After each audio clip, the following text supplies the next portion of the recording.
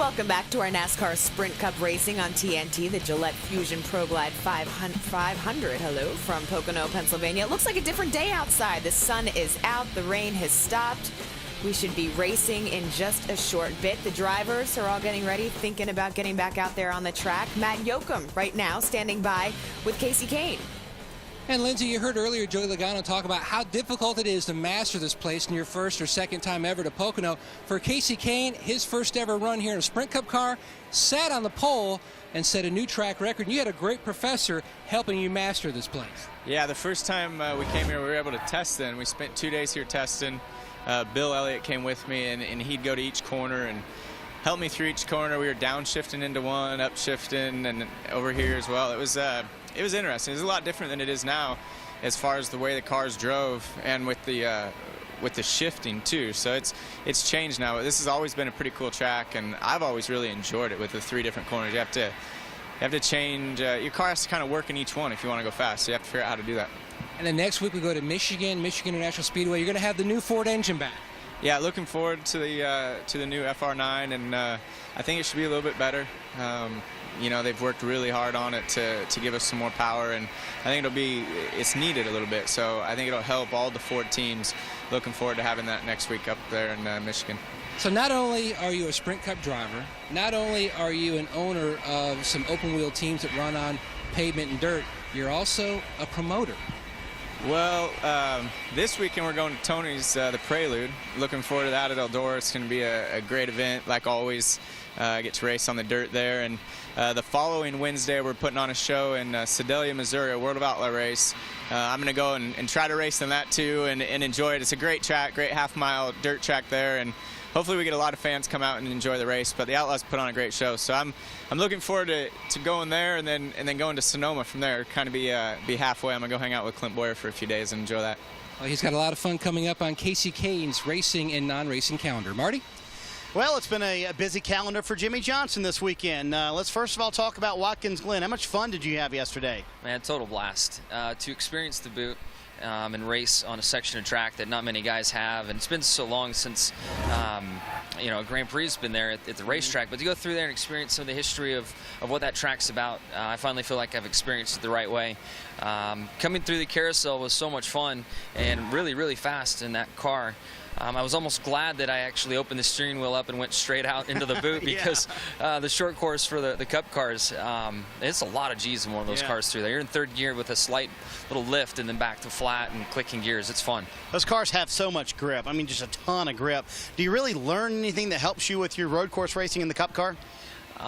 You know, from my standpoint, when I grew up racing motorcycles, my dad would put me on a bigger bike so that things would happen faster and I'd feel more horsepower and stuff. So that when I went back on the smaller bike, my age category, it slowed things down for me. And I feel that way with a Grand Am car, that I hopefully was into braking zones faster and experienced different levels on a road course, that when I go back to a Cup car, it slows everything down and it's a little easier for me.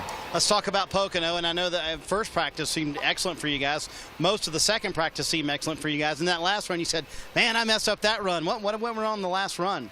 Oh, the last run, well, first of all, we had great practice sessions, and the one lap that really counted in qualifying, I didn't put a good one together and got loose and ended up back there in 25th.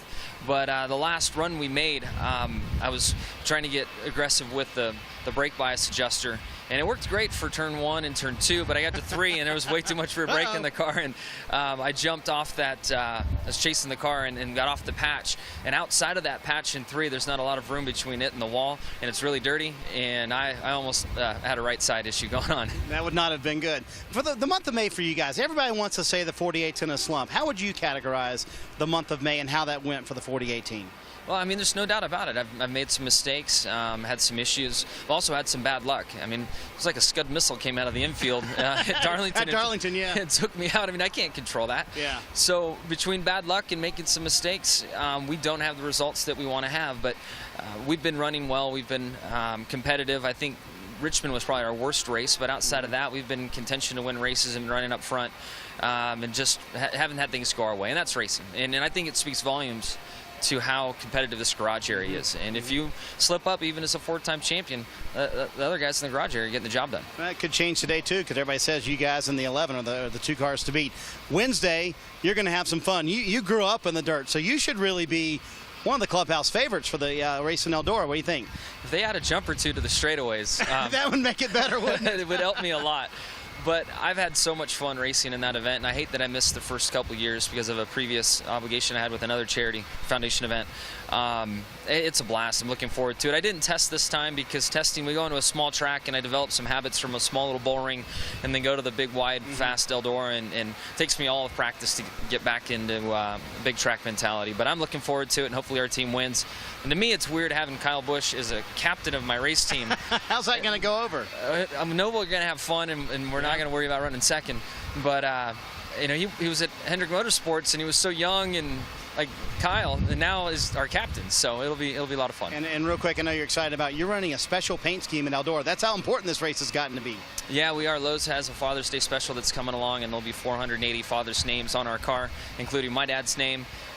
So that's very exciting. And then we mentioned how busy things are. Our baby's coming soon, so it's been a busy stretch so far. Yeah, and you're making driver plans, right, for that? If you're backup driver plans for when the baby's coming, right? Yeah, we've got to be organized and ready, and we have a good plan in place with Eric Almirola. So we'll have a good time, and hopefully we don't need him, but if we do, I know we'll be in good hands. All right, I think you're going to need your fire suit pretty soon. We may go racing, okay? Let's do it. I know everybody's ready. All right.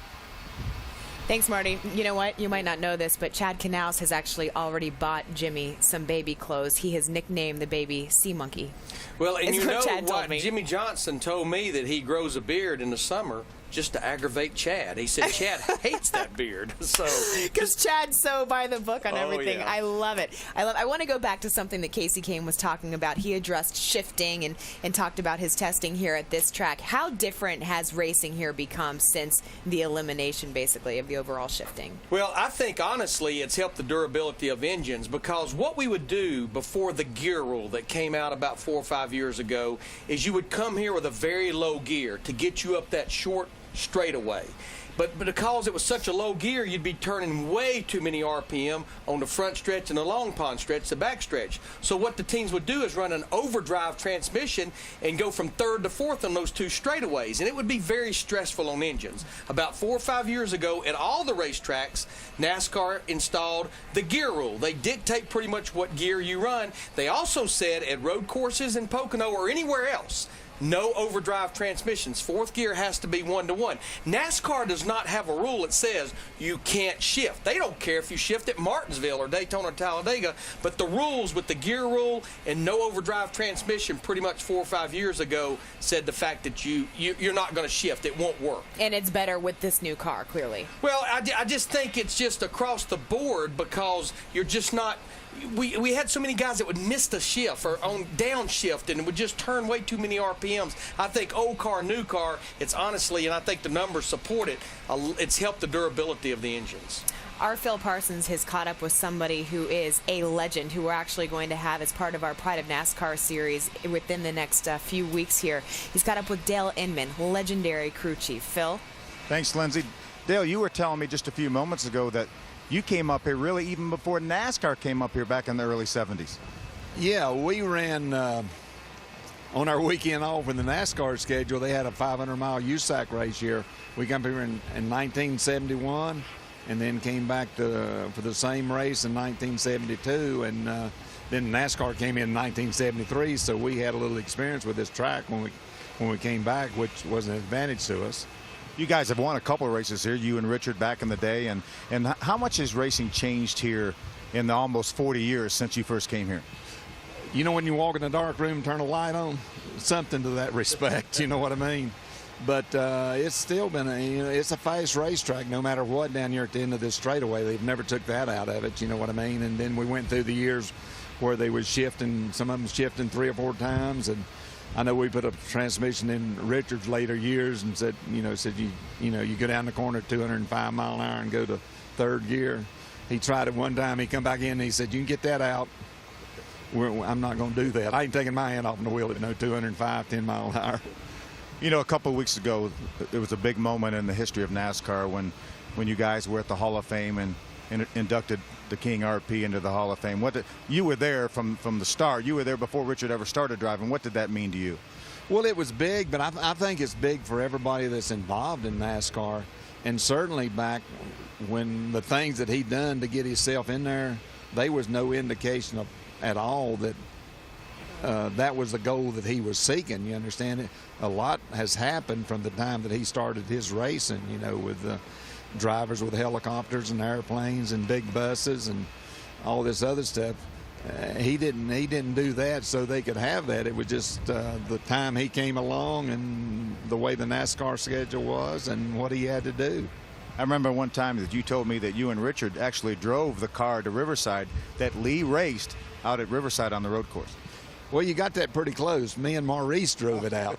And Lee run Trenton, New Jersey on a Friday. And me and Maurice drove the car to Riverside, California. He flew out. We got it qualified 4th place out of about 75 cars. And then he come in on Sunday and never drove. Well, he came in on Saturday night. But the story with that, Maurice and Richard were supposed to drive it out. And Richard was trying to walk on his hands out in the front yard and said he hurt his shoulder, and I'm not sure about that either. But it was me and Maurice that went in it, and the car broke down coming back. We locked the right rear hub up, running about 120 mile an hour maybe, and had to order a house and everything. So I always tell these people that it ain't always been this easy. Well, it was a well-timed shoulder injury for RP. Yeah, I think he got well and went to Trenton with him. You know, it didn't hold that up. But, no, I'm sure he hurt himself a little bit. But what an experience for – we wasn't too young, but I think back then kids stayed younger at an older age, if you know what I'm trying to say. You know, at maybe 21-year-old, we're still kids. Now a kid gets 16 or 17, he's grown up, you know. So, but we were still kids for a pretty long time. But Dale, we appreciate all you've done for this sport, and we'll look forward to seeing you in one of our Legend Series. Well, I hope so, and you know, and hope we get this race in. I know we're killing time now, but it's my pleasure. Thanks, Dale. Let's go back upstairs. Thank you, Phil. You know, together, Richard Petty and Dale Inman won 198 races, 7 championships. They had chemistry that surpasses anyone really that we've seen until this day. And it's great to see Dale Inman back at Richard Petty Motorsports, because he actually left Richard Petty, or Petty Enterprises, what it was called then. And in fact, when Richard won his 200th win at Daytona back in 1984, Dale was not the crew chief. You saw in the graphic there, Dale was actually crew chief for Richard Petty and then for Terry Labonte. Dale Inman actually won a championship with Terry Labonte, and there's no question when we get to the point that I think crew chiefs will start to be inducted into the Hall of Fame. There is no question Dale Inman will be one of the first crew chiefs, I think, to go in that Hall of Fame, and rightly so. And as Phil talked to Dale about, we also obviously just saw Richard Petty inducted into the Hall of Fame. We want to take a look back now at our Pride of NASCAR feature on the King.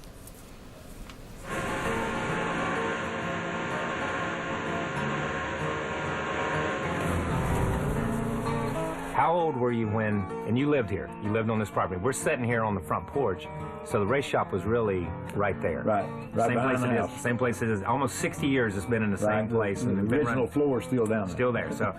So in this area, this is rural North Carolina. How old were you when you learned how to drive? We always had a couple old cars around and lived on a farm, and you just jump in the car and just drive around. And I had a store out the end of the road here, and Mother needed some bread or whatever, and I just jump in the car and just drive out. Never went across the highway because it's dirt road, and we just turned around and come back. Although the Daytona race won't run for a month yet, Mr. Lee Petty acts as if he's already late for his appointment. If you ask the NASCAR champion, he'd probably tell you he was late. How old were you when Granddaddy started racing? Okay, we ran the first race, NASCAR race, strictly stock race is what they called it, in Charlotte in 1949. I was 11 years old. My uncle and my dad borrowed this car from some boys in Greensboro. We drove the car to the racetrack. They put a number on it at the racetrack, took the muffler off, took the hubcaps off, and I think they had a seat belt. That was the only safety feature of the whole deal. And there was no organization to it. Everybody just showed up and they said, okay, go out there and run, and that's exactly what they're doing. Long before the season opens, Petty, working with his son Richard, must prepare to run those races with only minor overhaul and repair. Together, father and son build their cars and build them well. Did you get married before you started driving or after you started driving? All happened at the same time. You kind of snuck off to South Carolina and got married. So what exactly was that all about? Well, and what happened? What happened? Explain that story a little bit. Really, I guess I was just getting ready to start, and I don't know if I'd run any races or not, but we was talking one night, and I told her, I said, if we don't go get married now, I ain't going to have time to go get married. So we got married, come home, and I took her home, and I come home. And so you just dropped her off at her house? I just dropped her off at the house. We did stop somewhere and get a hamburger or something for on our way back. So you had a wedding supper anyway? That was the wedding supper, yeah. Here he comes. Richard Petty wins the Southern 500. His margin of 5 laps is a Southern 500 record. Petty won almost $27,000 this afternoon to bring his year's winnings to more than $110,000. That's pretty fair for a 30-year-old country boy from North Carolina. The Petty family has been trying to win this race for 18 years. Papa Lee won more than 50 races, but never won the Southern 500. And it's taken Richard 9 years to do it. Petty, the great Southern stock car driver, coming around now will take the checkered flag for his 3rd Daytona 500 triumph, making him a man among men in stock car racing. Petty has earned almost $1 million behind the wheel. In addition, his fellow drivers have voted him most popular driver on the NASCAR Grand National Circuit. Richard Petty's almost too good to be true. Still to this day, you're probably busier than 90% of the drivers in the garage area, making appearances, doing endorsements, doing things like that. Why do you spend so much time signing a single autograph? Okay, one of the first things my dad told me, he said, anything worth doing is worth doing right. You look at all of the drivers' autographs, and somebody will come by and they'll have a piece of paper and they've signed all, been everywhere and got the names. There's not but 2 or 3 of them that you can recognize. And so I said, okay, I'm going to take time, put it down so that when it gets home and it gets cold, they'll know where it came from. This may be the race that we're looking at here as they sweep up into traffic, a highly dangerous situation. Coming down the front straight. Here they are, Sam. They will come across the yellow line, just about together, but Petty had the lead. By the nose of the car, Richard Petty was just in front of Dale Yarborough as they came across the line.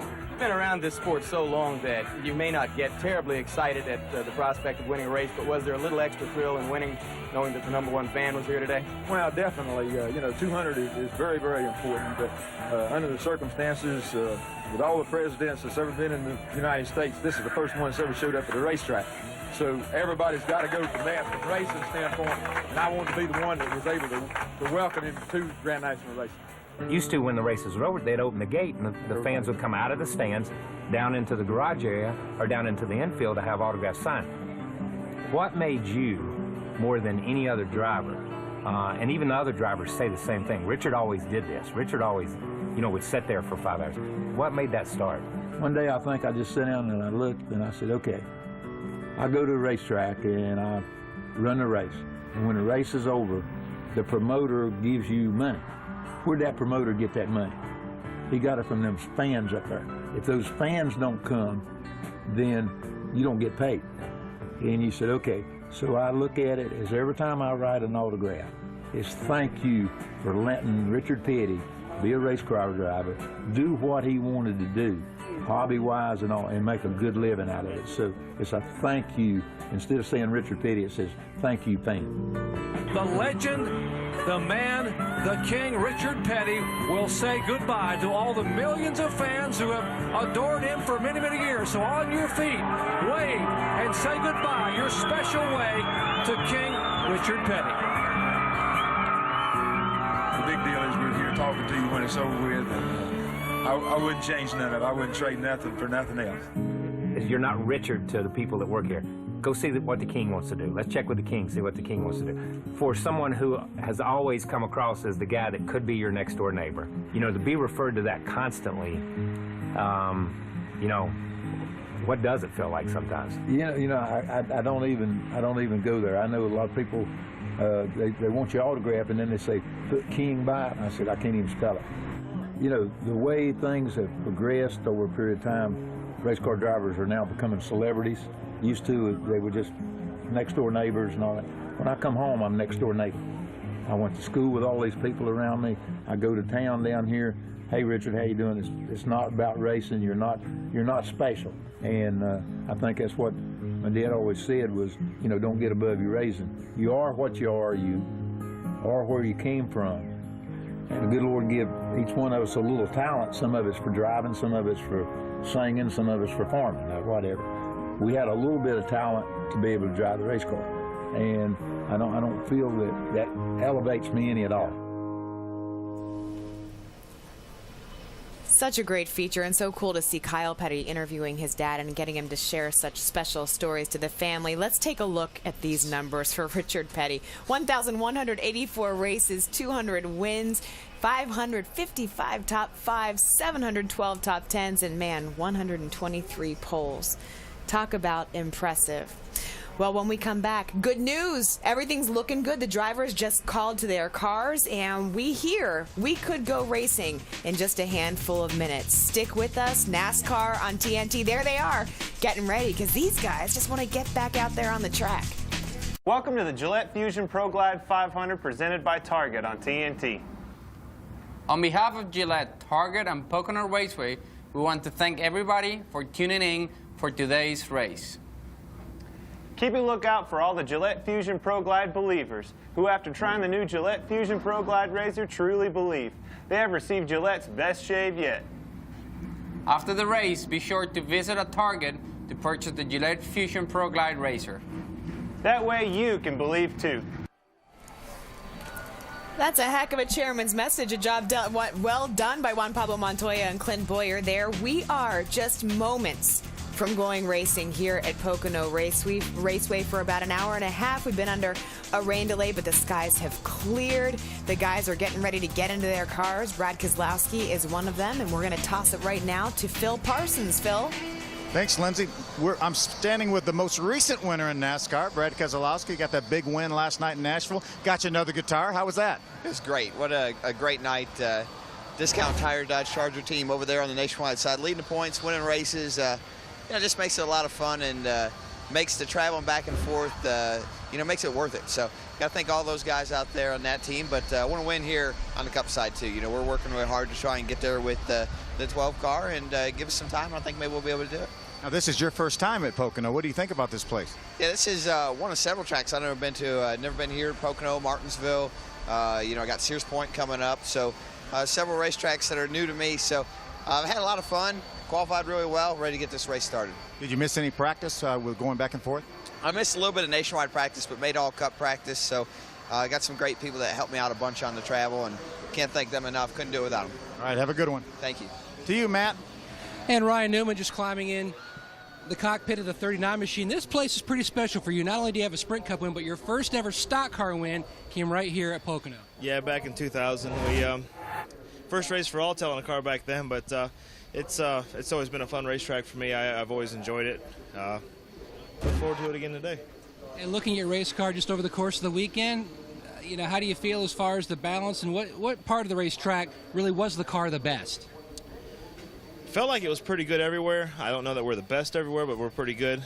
Pretty balanced in all three corners. So made a couple changes last night. I think we were maybe like a fifth place car in the first practice, and we didn't get it quite right in the second. So kind of back to where we were in the first practice, and small changes to try to make it a first place car. Sun's out. Let's go to Ralph. Matt, not only is the sun out, but the flags are blowing pretty good straight down the front straightaway here, Matt Kenseth. How much wind do you need to really feel a push with this car as you go down into turn one? I don't know. I'm probably not smart enough to figure that out. You need to ask somebody smarter than me, but it's the same for everybody. But when you do get a tailwind down the front stretch, you certainly will get going a little faster and use more brake getting into one. How's your car setup-wise for this track today? I don't know that either. I hope it. What do you? Can you tell me anything? Yeah, the main thing I can tell you is I had a real good friend of mine this week, and I was going to ride my motorcycle up with here on Thursday, and it ended up blowing me off and leaving me sitting at home all by myself. not answering my texts or anything, but somebody in the booth might know something about that. But no, our car was pretty good really in practice. We just really worked on the balance for the track conditions that we had. I don't really know, honestly, if the sun, the wind, the rain, the Hoosier rubber, what it's going to do to the track. I don't know that anybody really does. They can talk about it, but we just worked to get our balance the best we could get it during the available practice that we had, and that's how we're going to start the race. Marty, nothing like getting thrown under the bus by a NASCAR star live on TV. Yeah, that wouldn't be Kyle Petty he was talking about, was it? Nah, that wouldn't be Kyle. So let's see if Elliott Sadler will give us some answers about how the racetrack's going to change. Boy, it's sunny. It's a lot like it was yesterday in the first practice. You agree? Definitely agree. I think the first 15 or 20 laps until we get the rubber back on it's going to be a little different with the diesel fuel and things like that from the jet dryers, but should be back kind of how we were in the first practice yesterday. So the Stanley Ford was okay, but we hit the racetrack a little bit too much yesterday. We got it up off the racetrack, we hope some, with some of the adjustments we made, and you know, it's a pretty long race, so we're going to try to take care of our equipment in the first half and go after the second half. Yeah, when you make a lot of changes like you guys did this morning, is that one that worries you? You kind of probably wanted to get going, didn't you? Yeah, when you make a lot of changes here, it's always a lot of fun because you go into turn one by 200 miles an hour and you're side by side with everybody. So, I mean, it's just the way it is. We tried to make the adjustments to the best of our knowledge. And as a race car driver, I got to drive it in there and know it's going to stick. I got to have that kind of faith. So, hopefully we'll have ourselves a good day, pretty decent starting spot for us. And we'll try to make the most of it today. Just keep believing. Turn one. It'll stick. It'll stick. Oh, definitely it'll stick. Good. Thanks for the pep talk, Marty. No problem, Elliott. Ralph? Well, Max Pappas is getting strapped in his car, ready to go. He qualified 20th. Max, a tremendous qualifying effort for you. How ready are you for the race? I'm really, really excited about the opportunity of starting 20th. The Geico Toyota ran really well in qualifying. You know, we were not as good in the race as we wanted. You know, I got some tips from Montoya. You know, had Davey Blaney coming and help us with the car as well. You know, hopefully, you know, it's going to be a better, better pace in the race. But I'm really excited. You know, it's a great day. Pocono is an awesome racetrack. Lindsay also got some tips from another great race car driver, Emerson Fittipaldi. The great Emo is his father-in-law. He's married to Tatiana. And, of course, Emo spent a lot of time here whistling around Pocono in an Indy car. Thank you, Ralph. I want to get to the bottom of Kyle Petty blowing off Matt Kenseth, but before we do that, I want to talk to you, Larry Mack, about the weather conditions and what a lot of these guys are saying. How much is this change now, the sun out, everything going to impact them? Well, yeah, I think you've got 43 drivers and teams that they have the unknown about their race car. You know, you've got a lot of teams like Carl Edwards, Bob Osborne, the 99 team. They made multitude of changes to their car, so they have no idea what they have, I don't think, regardless of the weather.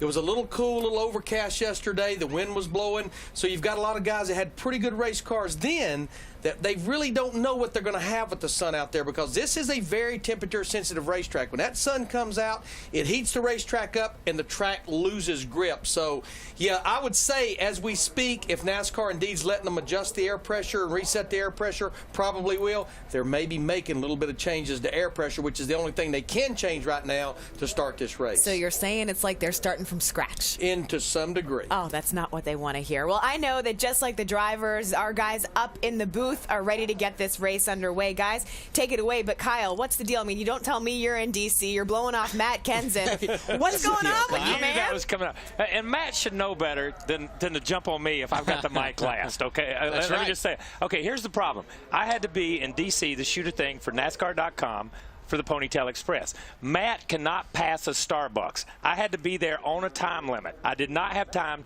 to be dragging his sorry butt up the highway at that day. So I said, okay, Matt, here's the deal. Get there the best way you can.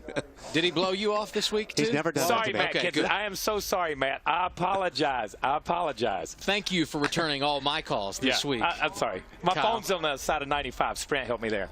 The track is drying very quickly. In fact, for all intents and purposes, we are set to go. They are working on a little part of the track there at pit exit. Beyond that, I think we're just about ready to go racing, guys. I would say let's just leave those cones there and let's get this race started. What do you think, Kyle? The one good part about this, and you know this from driving here, when you leave pit road, it is so wide. Yeah. You see how wide the racetrack? They come 5 and 6 wide. Pit road is 4 and 5 wide. It's wider than the front stretch at Martinsville and places like that we race on. So there's plenty of room. If there's an issue here, these guys can drive around it. Yeah. when we do get racing here this afternoon, we will begin half number 2 in NASCAR's regular season, and there are no shortage of storylines. We talked earlier in Countdown to Green about the hot and the cold, and no doubt about it, Wally, the hot, the Busch brothers. The last 6 races that they've been in a NASCAR competition, one of the 2 has gone to victory lane. Yeah, they've been really on fire, and you know, everybody thought Hendrick was just going to dominate off the start, and it looked like they were going to at the start of the year. But you know, the Gibbs team has come on really strong. It seems like Kurt Busch and Steve Addington have gelled. You know, they've hit on something, and now these guys are really putting it together. So you know, it looks like we've got a bunch of people that are going to be in the mix this year for a championship. Other drivers to keep an eye on this afternoon: Jimmy Johnson, a 2-time winner here, not great in recent weeks, and Tony Stewart outside the top 12, but he also has won 2 times here at Pocono. You can be a winner this afternoon as well. It's the TNT $1 Million Fan Challenge. Log on to NASCAR.com/TNT Million. You pick the top 10 finishers in today's race in order, and you can win up to $1 million. And we should point out, if you've made your picks and you want to change them, you've got to lap 50 to make some adjustments. We're closing in on the start of today's Gillette Fusion ProGlide 500, presented by Target. You're watching NASCAR on TNT. TNT Race Buddy. Log on to NASCAR.com now and watch up to 4 live camera angles at once with the TNT Race Buddy Mosaic View. TNT Race Buddy on NASCAR.com. 90 minutes since the scheduled green flag here at Pocono. Rains moved through right at green flag time, but we have dried out this racetrack. A couple of repairs being made, and then we will get underway. 500 miles at Pocono. I think we're getting close. Lindsay, Larry? Thanks, Adam. Yeah, a little repair that they're working on right now on the track, and I think we can show you some of that and what's going on. Larry, maybe you can lend your expertise to what they're trying to fix up over there. Well, the good news is there is a little bit of a pothole, but it's not like in the middle of the groove in 33 degrees of banking like in the Daytona 500. This is actually in the area where they come off a pit road to get back on the front straightaway. They will never be racing down there, but I do believe that all the tracks and NASCAR learned from the experience that we had in the Daytona 500, and they are much more equipped to fix a problem like that. They're putting an epoxy there, and epoxy is a substance that dries very quickly and hardens very quickly, but the good news is that it's not anywhere close to the racing groove. It's well outside the groove down the front straightaway. So bottom line, do not hit the panic button. No. This will get taken care of very quickly. Want to switch topics right now. Double file restart shootout style. This is the year anniversary for that. What is your take on how that's gone so far? Yeah, it is hard to believe that 1 year ago when we came here that was the first race that we went to the double file restarts, just like we had been doing in the All-Star race for a number of years. And of course there were other things that go along with it. The wave around. I love the wave around because no longer as broadcasters do we have to explain why the leader of the race is back there about 10 cars behind the car that actually is at the very front. So I love everything. But Lindsay, you know, when I think about what NASCAR has done, to me they have hit home runs with every change they have made in this 1 year since we were here a year ago at Pocono. When you think about, you know, before the Daytona 500, after what we experienced in the Budweiser shootout, they said, you know what? We want the fans to see a green flag finish, and they moved to 3 attempts to the green-white checkered. And then I think the greatest thing, because I've said all along, our sport was built upon emotion. If you go back to that 1979 Daytona 500, what gained our sport so much popularity was seeing the Allisons and Cale Yarborough after the race down there in turn 3 and 4. Now, mind you, in 2010, we can't let drivers start slinging jack handles at each other. Exactly. You know, we still have to maintain law and order, but I think NASCAR has said, you know what, guys, we're going to let you show your feelings. We're going to let you show your emotions, and I think we've seen that so much. And then the thing they did after race number 5 is getting rid of that wing and going back to the conventional rear spoiler, something we as competitors, something the fans had been so used to seeing for so many years. You know, NASCAR, they have this fan council, and they are listening to that fan council, and so many of these things that we just talked about, that's where a lot of those things were stimulated from. It will be interesting to see what the next change could be, and I know that drivers and crew chiefs would like to know that as well. Speaking of crew chiefs, we have caught up with the 29 crew chief, Gil Martin, who obviously has operated Kevin Harvick to a first-place finish in the point standings right now. Lindsay, the drivers are all buckled in the cars, and Gil, you're on top of the box. The winds are still about the same, but the sun's back out. We're back to conditions on Friday. Is that something to be concerned about? Is this place a temperature-sensitive racetrack like some of the other ones we go to? Man, I think our Shell Pennzoil Chevrolet's been good, but we've been chasing the weather like everybody else. Saturday morning, we had a lot of sun. The car seemed to be a little tighter. For happy hour that afternoon, the sun went in, the track got a little cooler, everybody got freer and tightened up some, and we were expecting to have overcast day today, and now the sun's coming out. So the track's going to be green, the sun's out, so I'm sure we're going to have a little work to do today. And they'll roll off mid-pack. Marty Snyder? All right, let's talk to Steve Letarte and get his take on the track changes. And, boy, the wind is blowing now. It's a lot like it was in first practice, so I'm assuming that's good for you, right? Yeah, we hope so. You know, DuPont Chevrolet was really good in the first practice. The second practice, we tried some stuff and didn't seem to work. But you never know. This race is so long. The track changes so much that just kind of got to be in position to see if you get there at the end. Now, you have a bird's-eye view of this hole we're trying to fix at the end of pit road, and kind of necessary, but we could avoid it, right? Well, I think you could avoid it, but definitely if you left pit road too wide under green, it gets pretty narrow right there trying to blend back on the racetrack. So I think NASCAR has a plan. It won't take 15 or 20 minutes to fix it. In the Northeast, you know, we have all kinds of daylight. Hopefully we can put 500 good miles on for all the fans. All right, and Lindsay, we're hoping to get going green here very soon. Absolutely, and it looks like it could be quicker than we thought, obviously, which is a great thing to get these guys going racing. Larry, spoiler. I want to ask you about the spoiler because obviously you brought it up before, one of the changes that NASCAR has made. We've seen teams that appear to have had success since then. We've also had teams like the 48 that you could maybe make a correlation. Yeah, I mean, I don't know if it's coincidental or not, but I know that's one reason that we did not go to the rear spoiler until the 6th race of the year. NASCAR worked very, very hard with the teams, with the manufacturers, spent a lot of time in the wind tunnel themselves, testing to make sure that they didn't really change the balance of the car, the way the car drives front and rear, from going from the wing to the rear spoiler. I personally, and I think I was in sync with a lot of the other teams. You even heard Joe Gibbs say it in the piece that you did with him in the countdown to the green, that we really didn't think that we were going to see a difference. It would not be a game changer. But all I can say is ever since we went to that rear spoiler, Jimmy Johnson has not been to victory lane. He won 3 of the first 5 races. Now, he's had some good runs, but, you know, I'm just saying, if you look at Tony Stewart, first 5 races, 3 top 10 finishes. He's only had 1 top 10 finish since we went to the rear spoiler. And then I think the biggest thing, the minute we went to it, Joe Gibbs Racing was winning everything that we were going to. The only races he didn't win out about the first 6 was he didn't win Phoenix. Ryan Newman won it, but Kyle Busch was leading by a tremendous amount when that last caution came out. And, of course, Kevin Harvick won Talladega. So even though we didn't believe it was going to be a game changer, I'm not convinced it's a game changer. There's a lot of things that's changed since we did go to it from the wing. Maybe we can find out what the crew chief of the number 9 car, Kenny Francis, thinks of the rear spoiler. He's right now with Ralph Shaheen. Yes, he is. He's right here getting set, patiently waiting. They were just talking about the wing and the spoiler here at Pocono. You seen a big difference?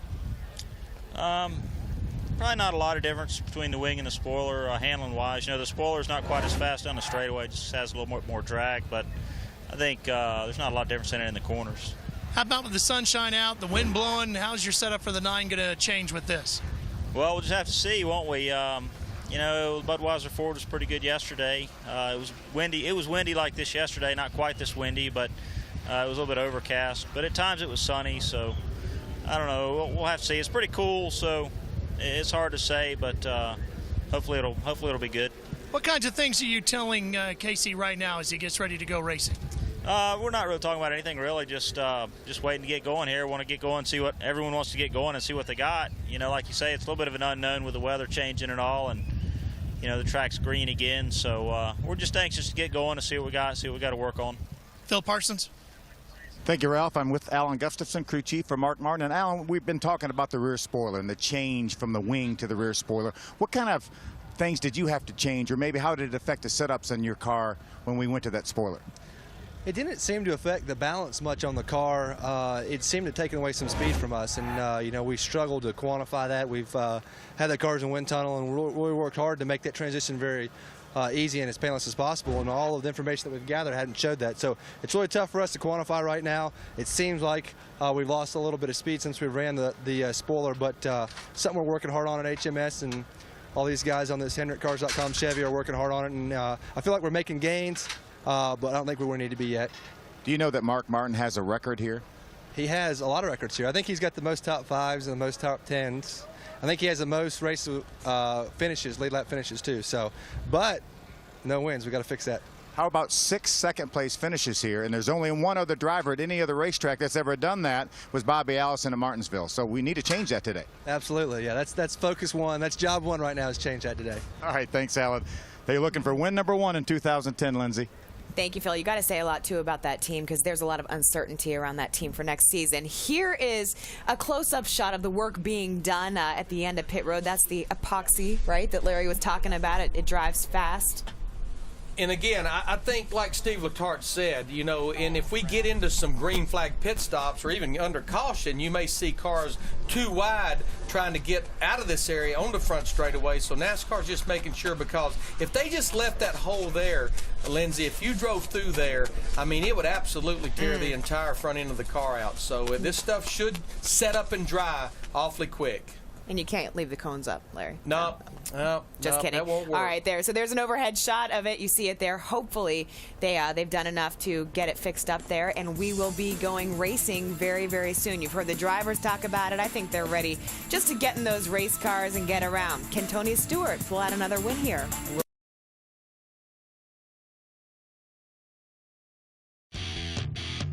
Hi, boys and girls. Welcome to Pocono. Showing everybody what kind of a team we are. Going out there and getting that backup car out. Race this thing back to the front after we drop to the back. Have a little fun today and bring us home a little triangle trophy. I'll make up for this mistake yesterday, guys. My fault, and I'll get us back up here. Just be smart about it. Take them one at a time. Breathe easy, boys. We're going to make it. You are the man, dude. Good job, guys. God, I'm proud of you guys.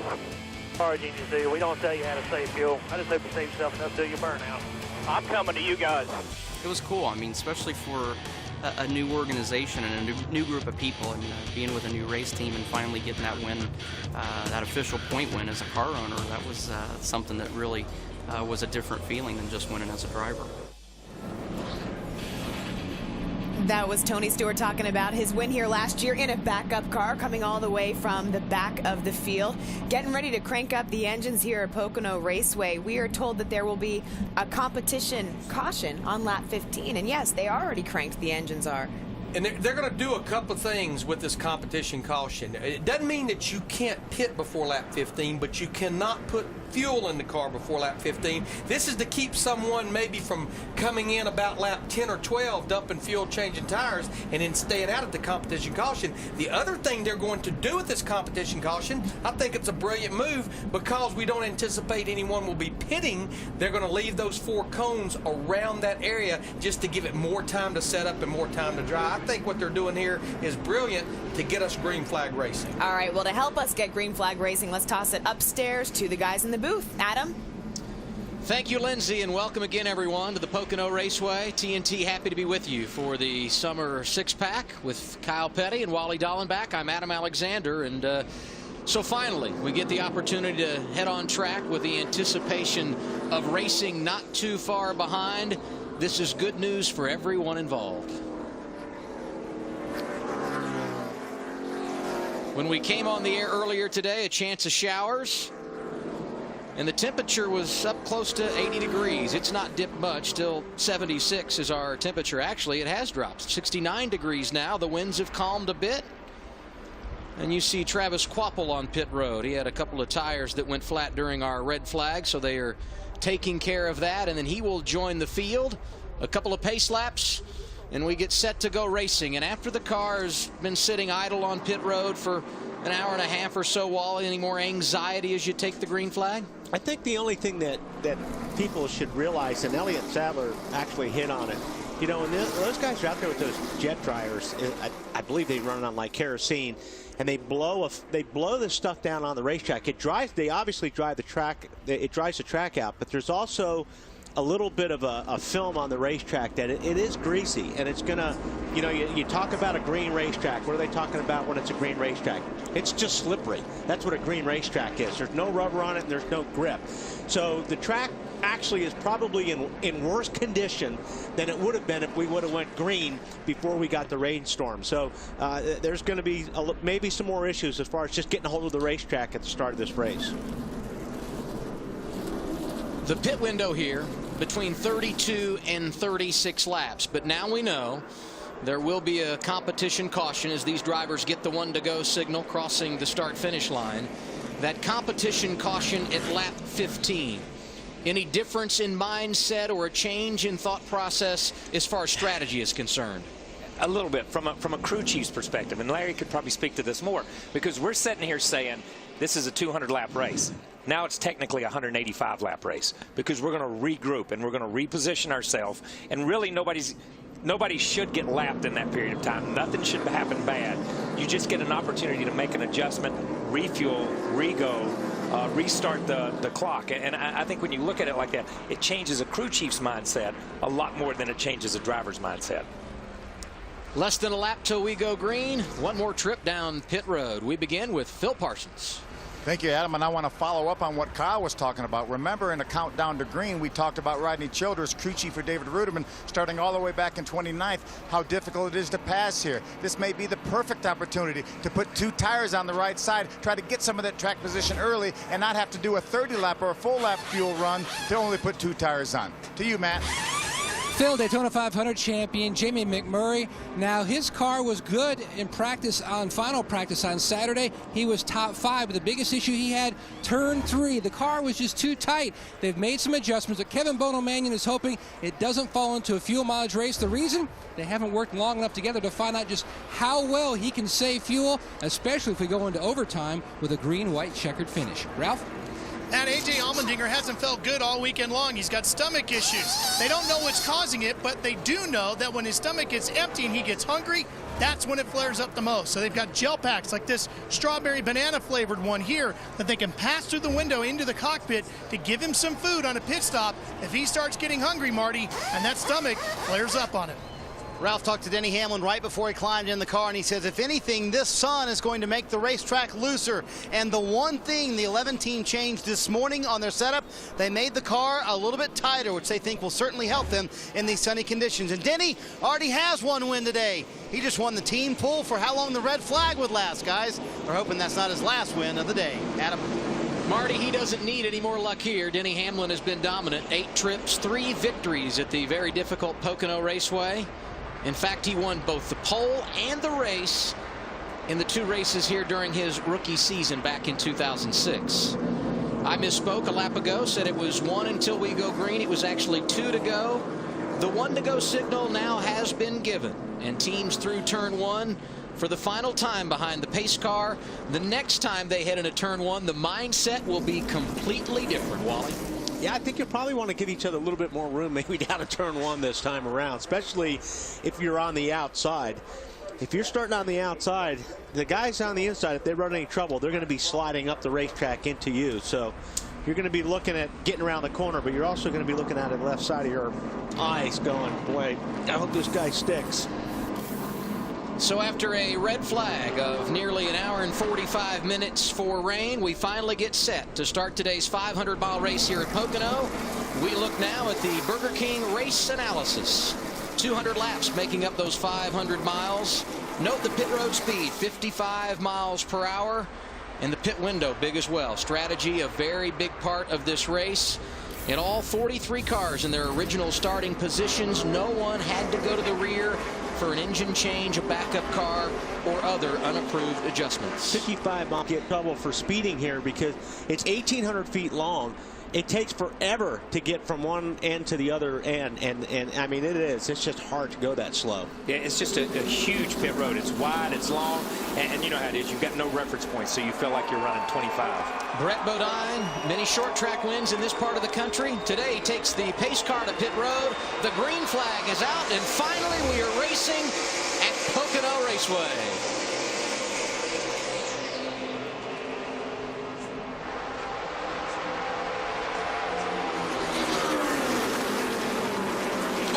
There goes a slide job. Earnhardt, just what we were talking about. Exactly what you said earlier. He went down in there, and that thing did not stick, and boy, he was lucky they gave him plenty of room there. Great qualifying run for Dale Earnhardt Jr. Started in the 3rd position He has already slid back to 5th. Casey Kane looking to the inside for position there. That's one of those things as a driver, you didn't save anything. Everybody around you saved you. Yeah, that's exactly the way it worked. Kyle Busch did grab the race lead. The pole sitter electing to start on the inside as the green flag went in the air today. And his teammate Denny Hamlin getting aggressive off of turn 3. Denny got a great run up off the inside. We heard a couple of guys during our practice session that we did the other day on speed, and they talked about the bottom was going to be a place that people ran, not only on that patch, but people were going to go to the bottom of the racetrack. That's really early to be going to the bottom of the racetrack, but your tires are your best right now. Hamlin able to clear Boyer and is up to 2nd in the running order. Not a bad start for Hamlin. Rolled off in the 5th position, already up to the runner-up spot behind his teammate Kyle Busch. Oh, 3 wide at the tunnel. Yeah, you got to get that sorted out pretty quick when you get into that tunnel turn. And you see those guys right there go across there. They're 3 wide right as they get there. Everyone's saying, okay, who am I going to out-chicken right here? And then you see the gap between them and the cars in front of them. Those guys really stretched it because you've really got to slow down to get there. Kurt Busch in 3 on the inside of Montoya.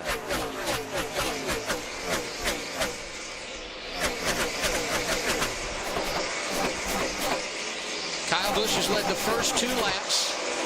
That equals the number of laps he had led in his career entering today's race.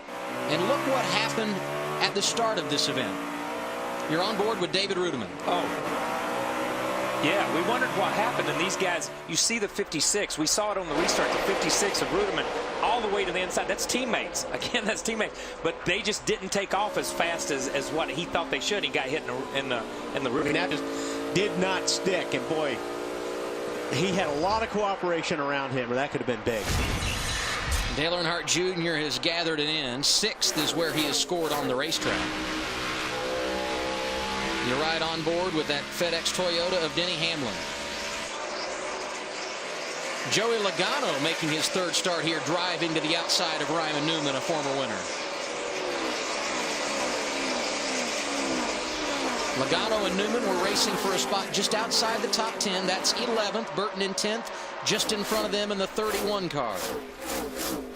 You know, and that's impressive from Logano because, you know, in some of the pre-race interviews, they asked, do you like this place? And he said no. Instantly, he said no. Yeah, he didn't think about it. He didn't do anything. And this is one of those places, and Wally can probably elaborate, this is one of those places you got to like. Yeah. You know, to get around this place, you got to like. You talk to people that win at this racetrack. They like this racetrack. They like the layout. They like the challenge. And Wally, you and I were talking earlier about this being the infancy stages of Joey Logano's career, especially at a track like Pocono. He talked to his teammate Denny Hamlin, who's had a lot of success here, more experienced. Can you gain much at a place like Pocono where driver tendencies are so helpful as you see the battle for 4th? Absolutely, because you have these corners are so different. I mean, it's not close to anything that any other racetrack that you run on. This is Pocono. It's not like anything else. You can't compare it to another racetrack. And, you know, when you've got a guy that gets around this place well, you go up there and ask some advice, and he can help you in a couple of spots. Huge. As you see the 11 car going for the lead and gets it. Boy, I mean, he's just kind of... Yeah. That car looked awfully good in practice, man. And then we were talking about him. The 11 car was going to be awfully strong.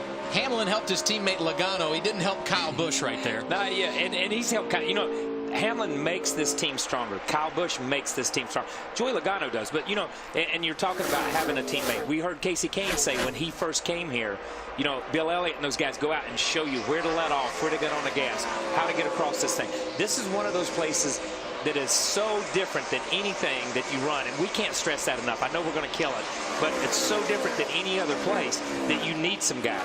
But there's another thing, too, about this place. If you screw up a corner, it kills your lap time. If you can get a little bit of help at any place of this racetrack, it makes up big on the stopwatch. Yeah. Ask Jimmy Johnson. Fastest car in practice, fastest car in almost every practice, and qualifies 25th because he misses one corner. One corner out of 3, he misses, and it kills you. Talk about Jimmy Johnson. Started 25th after that poor qualifying run the other day. Scored in 23rd right now and being followed by Nationwide Series point leader and last night's winner in Nashville, Brad Keselowski, who today is making his Pocono debut. Hard to be patient for Johnson starting as deep in the field as he did today? You got to be patient. You know, as watch Juan go past the junior here. You know, Juan's making some time. That's for 7. It is hard to be patient, but at the same time, this racetrack has a tendency to get real spread out, and you've got plenty of room. So you don't have to make something happen instantly like you do at a Bristol or like you do at a Martinsville or even like you do at a Charlotte. You let these guys get strung out and then pick them off one at a time, knowing that you've got a championship pit crew and a championship crew chief that's going to get you back in contention too. And you got a caution coming out pretty quick. Yeah. So you know, I mean, you know what I'm saying. He doesn't have to go crazy. He can pick 4 or 5 cars off right now and not lose a lot to the leader. Lap 15 is when we will get that competition caution. We've completed 6 laps so far. We'll have that competition caution when we return. You're watching live coverage of the Gillette Fusion ProGlide from Pocono.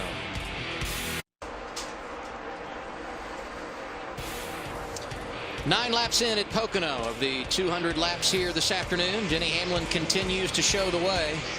This is 9th start at Pocono, 6th time he has had the field in tow of those 9 races, and he wasted little time in getting there. Another driver moving through the field nicely in the early going. And there you see the 9 of Casey Kane started 8th today, the former Pocono winner, up to the 2nd position. You saw Kyle Busch, he's dropped back to 4th, and there's Montoya. He's looking forward to that pit stop at lap 15. He got a little bit of turn 3 wall on the exit there a few laps ago. He got a little Wally's World there. Yeah. You said this place is tricky, Wally. 1, 2, 3, 4, 5, 6. There he is. Watch him. And watch the 88 right behind Boom. him. Boom. Almost right there with him. That's incredible. Wow, the 2 almost got it, too. He was hanging it there. The 88, and you see, we're in the car with him. Yeah. 3/4 the same.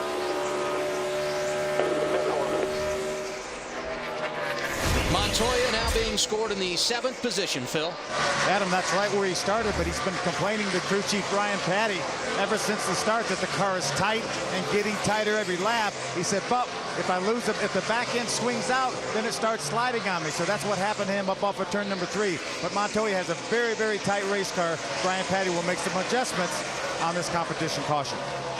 Yeah, and you look, and this was just a change of position here with Burton driving around the junior right there. But you know, and what you do have sometimes is a driver will complain about the car being tight. He keeps putting a wheel in it, keeps turning, and then it snaps loose.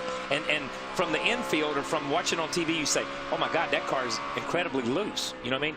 He's just hanging on to that thing, and it's not loose. It's exactly the opposite from setting inside. And really, that's what Montoya is saying is, I'm having to put so much wheel when it does catch. Sometimes you forget that. I mean, really, you gotta tell your crew what it's doing first.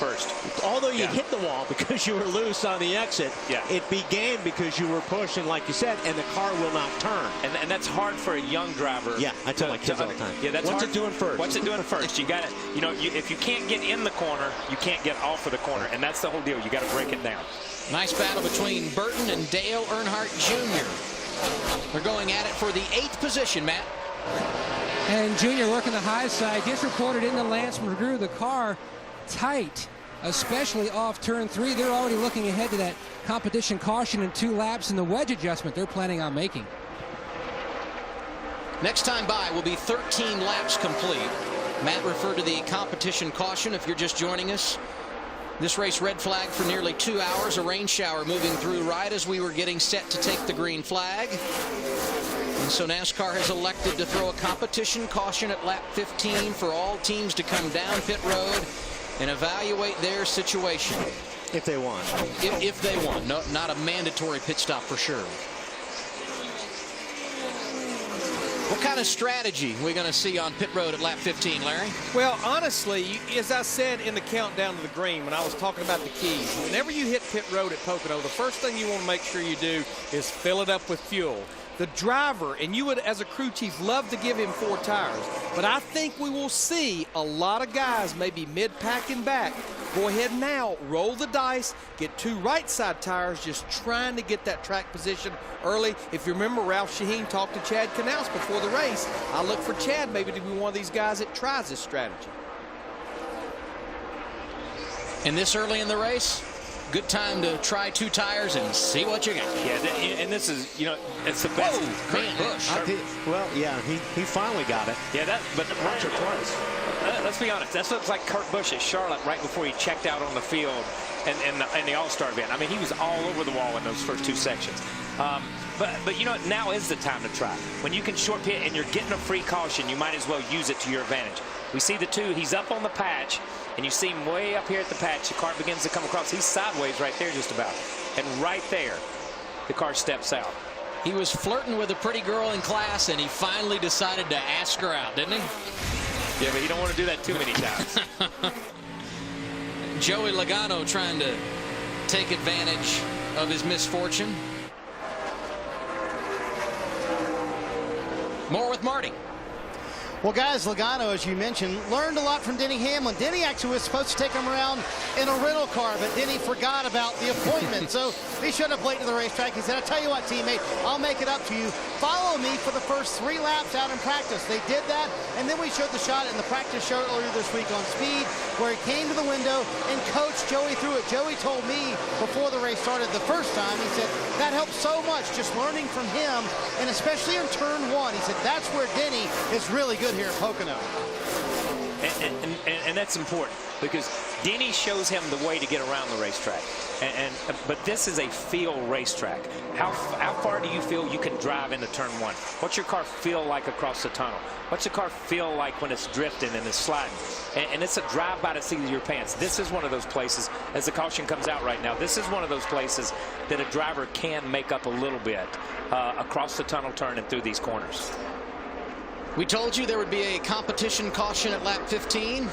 We've now completed 16 laps as the caution waves. Denny Hamlin, Casey Kane, Clint Bowyer, Kyle Busch, Jeff Gordon, the top 5. No driver has fallen a lap down in the early going, and so there will be no free pass awarded here.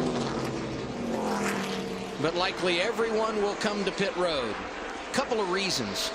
One, you want to see what you have. The other is we're halfway on a fuel run here. You don't want to go too long and miss an opportunity to get on pit road, or you could pay for it later. Now this is kind of like a free pit stop, just because, hey, this thing may go green for the next 100 miles or 100 laps. So, you know, you want to definitely come in and take advantage of the caution. NASCAR.com Track Pass, Race View, Pit Command, and Scanner. The most access to your favorite drivers live, free for Pocono. Live in-car audio, multiple camera angles, and the most race stats anywhere online. Commercial free, all race long. Presented by the all-new 2011 Super Duty. Only on NASCAR.com. Go to NASCAR.com/free Pocono.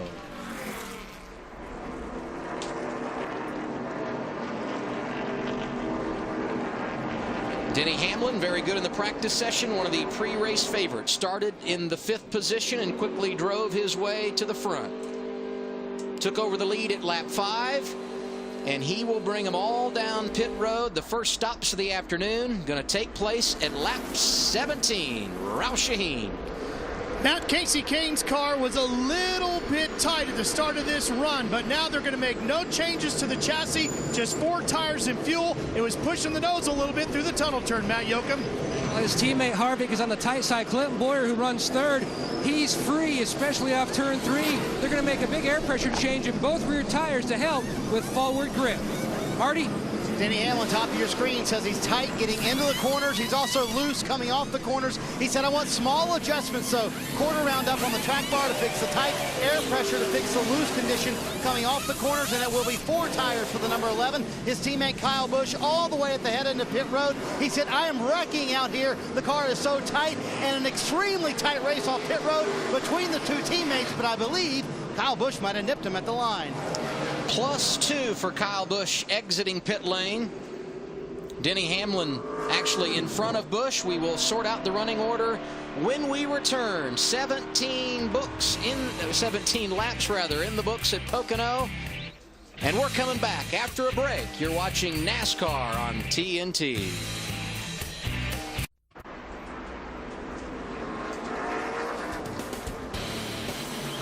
Kyle Busch leading at Pocono, that despite having a race car that was not to his liking prior to the caution. Tight. Loose all of a sudden. I can't get it. One lap I can go through one and I'm loose. I'm on the right rear the whole time. The next lap I'm plowing the whole time. No consistency. You know, Kyle, I think a lot of that turn one is just depending on where the car sits in the bump that you choose in one. Yeah. That lane, where you go lane-wise will make a big difference on what your car will do there. You know, as bumpy as it is, if you pick up the gas when the car is unloaded or pick up the gas when the car is loaded on those tires, it totally changes the feel of the car. We saw the 2 car, here he is, down pit road to serve a penalty. They had left a valve stem, is what the report is, or left a valve cap off of a valve stem, and that's for a safety reason. You know what I mean? They got to come in. They want those things on there to make sure that nothing shears that off or that nothing gets down in there and the tire goes flat. So that was an issue for them. Another driver that lost positions on that exchange of pit stops, Casey Kane, was second when the caution came out, being scored 12th right now, and Greg Biffle having a nice afternoon. Up to 6th in the running order. And let's address the Casey Kane issue real quick. Casey Kane is the very first pit coming down pit road. He's in pit number 43. So he got to his pit box first. But by the time he pulls out, the traffic on pit road, on a full pit road with 43 cars on it, is so massive that he makes no time coming off pit road. So he's feeling aggressive. Yeah, but he loses all of his time getting off of pit road. The 24 did get into the 16, didn't it? I mean, that's what I'm not seeing. It was things, really right? close. That's pretty big going 200 miles per hour down to the turn one.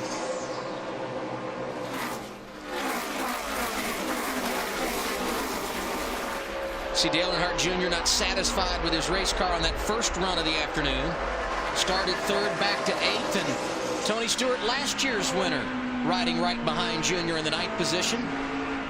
Being greeted by his friend Kevin Harvick and Jeff Burton to the inside. All that off of turn 3.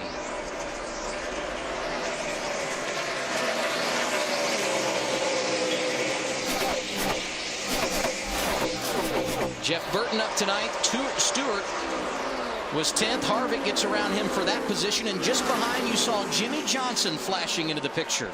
And that's the one. You know, here's a guy who capitalized on that 15-lap pit stop. He was humming along there, 23rd, 24th, biding his time, being patient. They picked up position. Now, I don't know whether he changed 2 or whether he changed 4. We'll have to check that. But he put himself in position that now he's up racing with the leaders, and he's moving into the top 10. Montoya hit the wall earlier. Here drives to the inside of Matt Kenseth. Kenseth, who took 2 tires, just like his teammate Greg Biffle on those pit stops a moment ago, losing a spot to both Gordon and Montoya. Yeah, and Kenseth, this team may be the best team all year long. He and the 2019 pit strategy that puts them up front, gets them in clean air, gets them in a good position, and they have good runs. Todd Parrott and those guys and Matt have taken that car that's sometimes been a 10th or 12th place car and run 2nd and 3rd with it a few times. Mark Martin getting aggressive and 2 aggressive slides up the racetrack. McMurray and Hornish rally back off of the corner. It's really hard to get down in there because you're carrying so much speed down there. And like we were talking earlier, it's so bumpy. If you just hit that, you could go through there 10 times exactly the same way and then be offline a foot or 2 and hit the bump just the wrong way, just the car sets a little bit different, and it'll shoot you up the racetrack. See Ryan Newman. The tunnel turn right behind him. Joey Logano. Actually entering turn 3 there. This from 14th on back, and not a bad day for A.J. Allmendinger, one of the 4 Ford drivers running the new FR9 engine today. He's been impressive at times in the early part of 2010, and here passing Logano for position. Yeah, that was pretty impressive. He got a good run up out of 3, and was able to clear Logano. He got right on his quarter panel to slow him down a little bit, and then pulls out and uses the air to get on around him.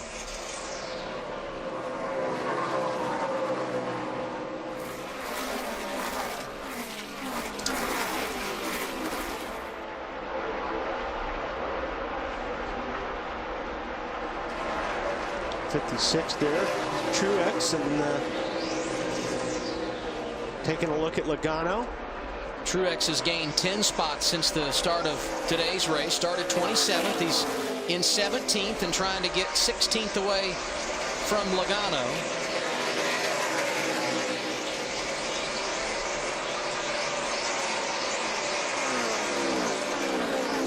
Talked about Jimmy Johnson making a move to the front. Yeah, and he's going to probably continue to make that move to the front. He's picking these guys off one by one, and he's passing good race cars right now. Just went around Tony Stewart. Yeah, he's passing race cars that were solidly in the top 10, qualifying, and were solidly in the top 10 on that first little run. You see the drivers that have gained the most position since the drop of the green flag today. Good afternoon for Casey Mears after starting 25th. Carl Edwards, not bad today. Jimmy Johnson looks good as well. And you see that move right there. Yep. Tony sees the 9 get a good run across the tunnel. He's got good momentum. There's no need to slow them both down and let that pack behind them catch up to them. Tony pulls over on the short chute, gives the 9 the entry into the corner, and then drops back in behind him and drafts down the front stretch. And you see the gap they have on the group behind them. Side by side for 7th. Biffle, who took 2 tires earlier. Under attack from Jeff Burton and Dale Jr. there as well. Yeah, it'll be interesting to see how this 2-tire thing plays out. I mean, obviously the track position is important, but as we go further into this run, it'll be interesting to see how much the 16 and the 17 drop off lap times.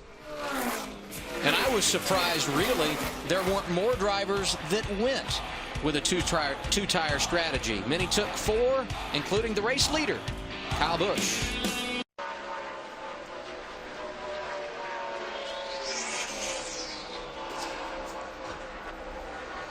Kyle Busch continues to lead the Gillette Fusion ProGlide 500 presented by Target. And yes, he is one of the Gillette Young Gun drivers. And if you didn't have Kyle in the top 10 today when you made your picks for the TNT $1 Million Fan Challenge, you better log on to NASCAR.com/TNT Million and make a change. You have until lap 50 today to update the top 10 drivers in today's race. Pick the top 10 in order from this afternoon's event, and you could win up to $1 million. Yeah, if I had hit 10th, I think I'd make a change. Yeah, I think I would too. You know, but I got to say this. We heard his audio. Exactly.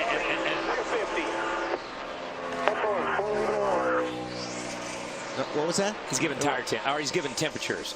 I thought it's what he was giving. That's what it sounded like to me. Wow, it was loose right there. Yeah, but or it sounded to me like he was giving temperatures. There's the 48. Pat, and remember the 16 took 2 tires, but we heard Kyle's audio a minute ago. You know, push, then all of a sudden it's loose. I don't know what I'm doing. What am I doing wrong? And obviously these guys made a really good adjustment, because at this point in the first run, 10 laps into the first run, the 11 car had already passed him and was driving away from him, of Denny Hamlin. So he's holding his own right now. So whatever adjustment was a good adjustment. And these days, you better stay in front of it, because you have one pit stop where you miss an opportunity to adjust the race car. It may take you out of contention. 2 for sure, Kyle. Yeah, and especially at a place like this where you have a tendency to have longer runs and you have a tendency to get so spread out. You know, if you're in a place and you're only a couple of seconds behind or 3 or 4 seconds behind, but you can get 7 or 8 seconds behind here fairly fast. Talked about Greg Biffle taking 2 tires. Kevin Harvick taking advantage of that same strategy played out by Matt Kenseth. Harvick is now running in the 7th position. That after starting back in 22nd, he's gained 15 spots in the first 30 laps here today. And when we were under the red flag earlier, we heard Kevin talking to Marty Snyder, and Marty asked him what tracks he was most concerned about on the schedule ahead. The point leader said, I don't think we have any bad tracks right now. And that's something very impressive when you look at the run of tracks that are coming up. It is, and it's like we said a minute ago with Joy. You have to like the racetracks you're going to. Obviously, Kevin's looking at the racetracks that are coming up, especially that are on the TNT group right here.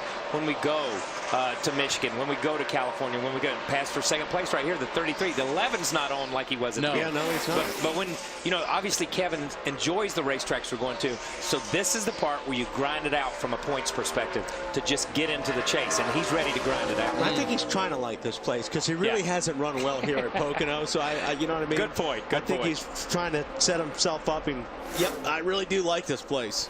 Mention Harvick, he's 7th, just in front of him, Burton in the 6th spot, and here here's driver number 3 out of the RCR stables. Clint Boyer started second and running second after driving around Denny Hamlin a moment ago. Impressive day for Richard Childress Racing. Matt? He is the highest running RCR car, and his spotter, Mike Dillon, told him about 10 laps ago that a number of guys are actually working the bottom off turn 3. You might try to venture down there and see if there's more grip, because that's his biggest issue at this juncture, just needing more help on forward bite on exit. The car a little free, but he's running in the second spot, and we're about another 17 laps away from the next stop. And you see Boyer's last lap time in comparison with Kyle Busch, who leads the race. Boyer quicker than the race leader, 33 laps in. Matt brings up an interesting point there. Not a ton of traffic other than restarts here at Pocono. You can get spread out. So a spotter's job kind of doubled here. Not just managing the traffic for his driver, but Wally looking at trends of other drivers who are running well and trying to help you find the right groove. Well, there's really, other than turns, I mean, I guess you can move around in turn 1 a little bit. But, you know, turn 3 is we've always seen, since they put that patch up there, what do they call it, the grip strip? Grip strip. Up there on high and tricky. It used to be everybody ran down on the bottom because that's where the grip was. Then they put that patch in there a couple years ago, and that definitely changed everybody's line. And everybody started running up there because it was the grip. But now that that is weathered, and we're coming up to that turn, now that that patch is weathered, we're seeing cars go down the bottom again, searching for grip. And you're always looking. If your car's doing something you don't like, you've got to try a different line. But Boyer right now is still up on that strip. He's not running the low line yet. Yeah, and he is a little bit faster than the 18 lap after lap after lap right now. The Gillette Young Guns flexing their muscles this afternoon at Pocono. Top 3 drivers out of that family, and they look good now.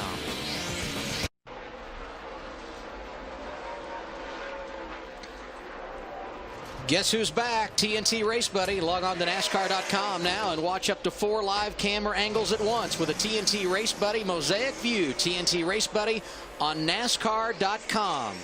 And perhaps you could dial up a picture to watch a lead change. Clint Boyer closing the gap on Kyle Busch and trying to become the 4th new leader of the day. Busch nearly sideways off the corner. Well, Boyer got sideways first, trying to turn down under him. Then Busch got. But I think Kyle just said, "Okay, you got a faster car. Go ahead," because obviously the 33 car has made up a lot of ground in the last 3 laps. When you look in the rearview mirror and the guy's a spec, and then the next thing you look in the mirror and you can read his sponsor and see his eyes, you know he's coming. And there's no reason to hold him up, because if the 18 holds him up at this point in time, then the 3rd place guy catches him. And you think about that as you're going through the race. I know it doesn't sound like a lot, but to give up 1 position, whether it's a lead or not, you know, 25, 38 laps, 40 laps into the race is not a big deal. Right. And Boyer, when he ran around Denny Hamlin for the 3rd position, was more than 2 seconds behind Kyle Busch for the lead at that stage. He very aggressively drove up and grabbed the top spot. Time to go through the field. Let's head downstairs to pit road. Matt? Clint Boyer and the 33 team, Adam, continue to gain momentum as we hit the summer months. Last week, he gained a couple spots in the points, moved up to 13th, just outside one of those locked-in chase spots. 75 races, Marty, since his last win, and they had a great shot to win here last fall. Right now, the car just has a little bit of grip issue. Well, Matt, when this run started for Kyle Busch, he said, "Man, I wish the grip would stay like for an entire run." That was about 2 laps into the run, but as the grip wore down, the 18 also losing a little bit of the handle. Loose off of turn 1 is his biggest problem. Dave Rogers said, "Do you want more of what we did last time?" He said that would help out a lot. Behind him, his teammate Denny Hamlin, just still way too tight, especially going into turn 1. When Clint Boyer went by Denny Hamlin, he tried to follow his line because he felt like what Boyer was doing was a little different than what Denny was doing, and something that he picked up on and may use later in the race. Jeff Gordon back there in the 4th position. Car pretty loose still. He said, "Guys, we've got to tighten this up. I'm very good in turn 1 where he was tight earlier. They have fixed that. Now they want to fix the loose off of turn 3, Phil." Hey, Marty, remember Juan Pablo Montoya was a little bit tight in the center, and then the thing would snap loose off. The tight in the center is better now, but the loose off, he said, maybe even get worse. He said it absolutely cannot get off turn number 1. Is way too loose off turn number 1. Crew Chief Ryan Petty said, "We'll tune you up on the next pit stop. Just hang with it." He still maintains a 5th place position. And remember, he had a runner-up finish here last year, Marty. And Jeff Burton back there as well. He said to the media earlier this week, this is really my best shot at a championship, and he honestly believes that. And in solid runs like this, when Burton said, I just got to have a little bit more grip, especially off turn 2, that's where Burton feels like he's losing all of his time, is over in the tunnel turn now. Marty, his teammate Kevin Harvick runs in the 7th position until they finished 11th last week at Charlotte. Harvick had 5 straight top 10 finishes, longest streak this season. Currently, the car is tight, much tighter this run than the last. And Ralph, they want to make an air pressure change in that right front to try to fix it.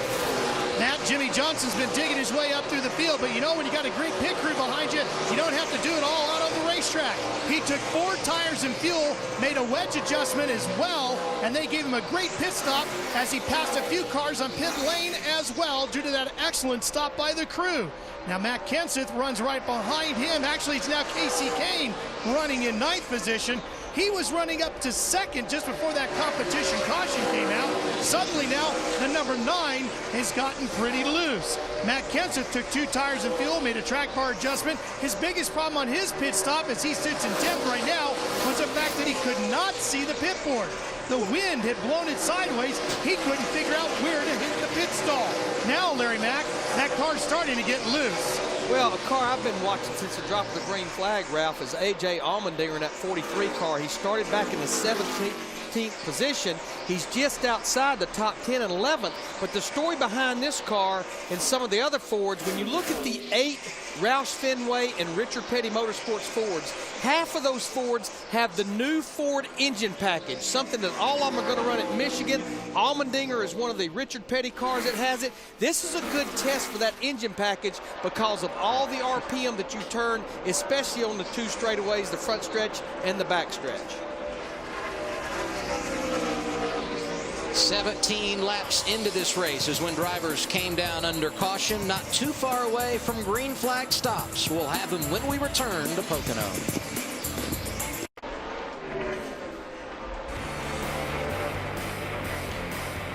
Clint Bowyer's got it working today at Pocono. Lap 45 just complete.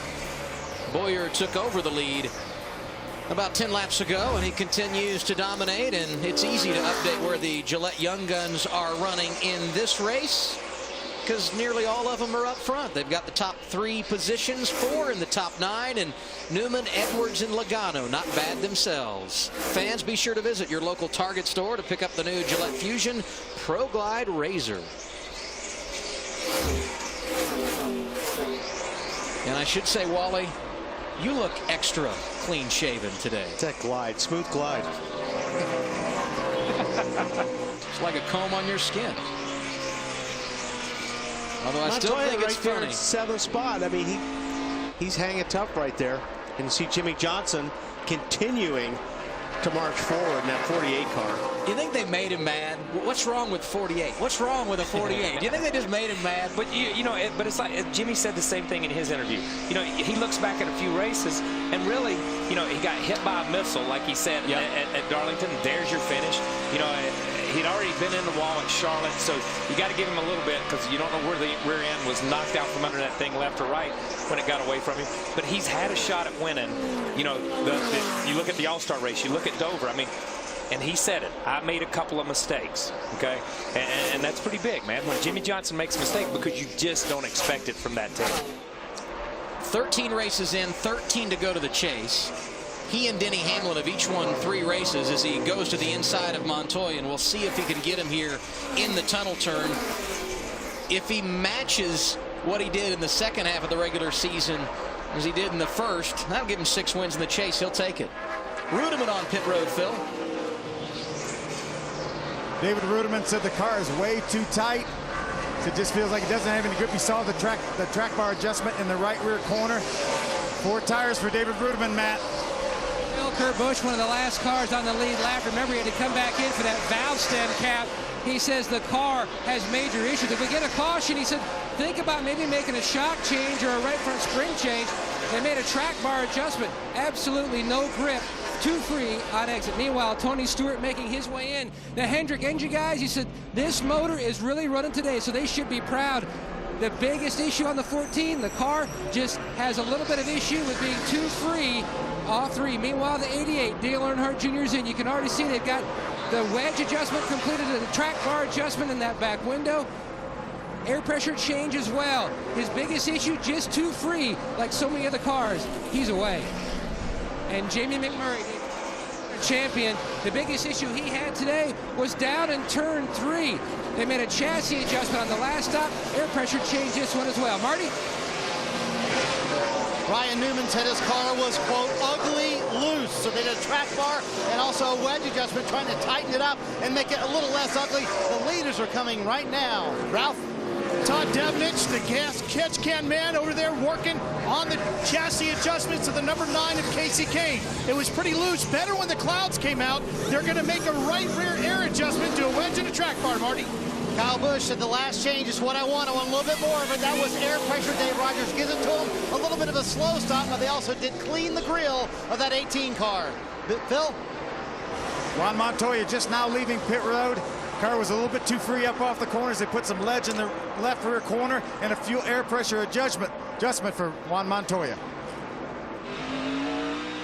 Scheduled green flag pit stop starting at lap 47. All these drivers had been in under caution at lap 17. That was a competition caution. Here's the leader. And Clint Boyer comes to a stop, Adam. No adjustments planned for the 33. Shane asked him, any adjustments? How's the car? He said, car is good. Solid stop so far, Marty.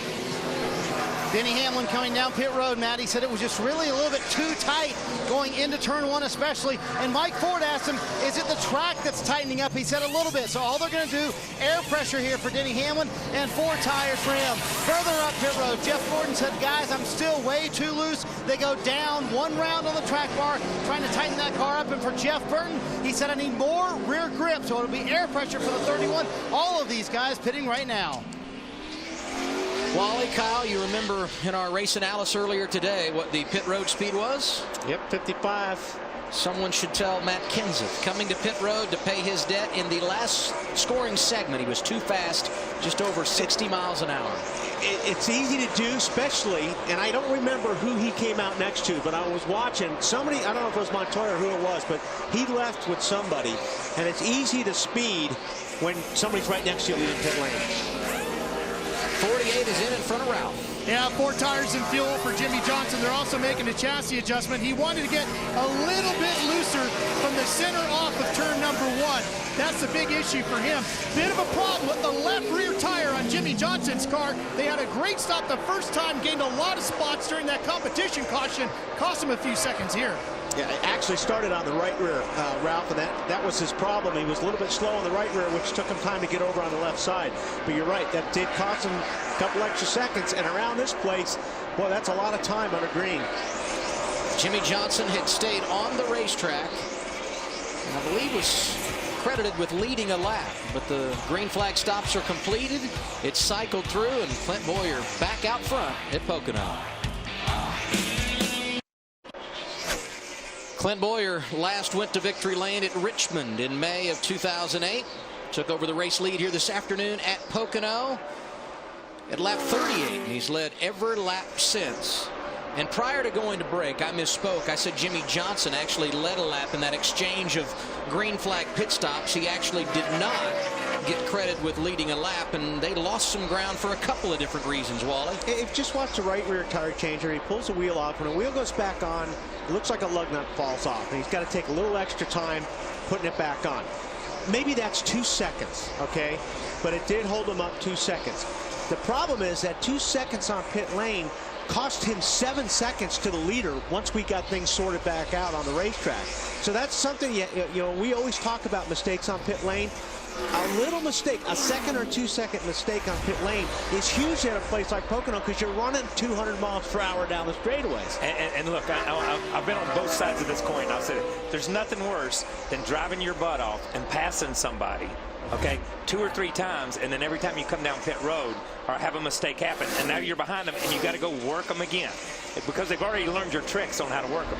On the reverse side of that, there's nothing worse than being a pit crew and getting your driver out 6 spots in front of the guy he was racing, and then he gives it up to the guy on the racetrack too, because I've been on pit crews too, so it works back and forth. This was just a simple mistake, but you're exactly right.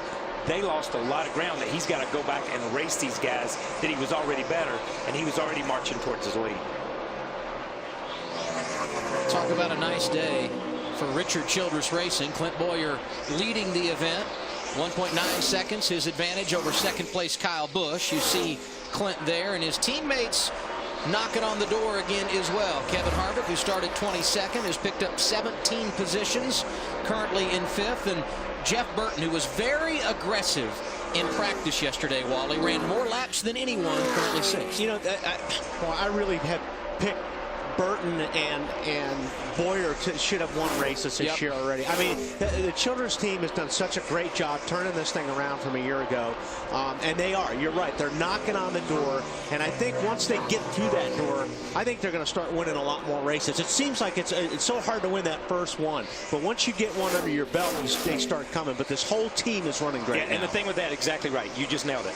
The organization is running better. See Casey Kane closing on Jeff Burton, Marty. And Wally, it's exactly what Jeff Burton and I were talking about this morning. He said, you know, once we get that first win, it's just getting over that hump. And you guys know, once it comes, then all the confidence comes, and then the wins seem to come a little bit easier.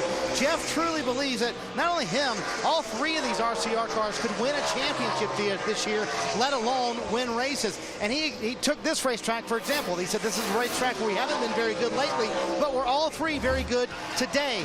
And this is the type of track you have to get better at. You have to improve on those tracks where you're not very good, right, guys?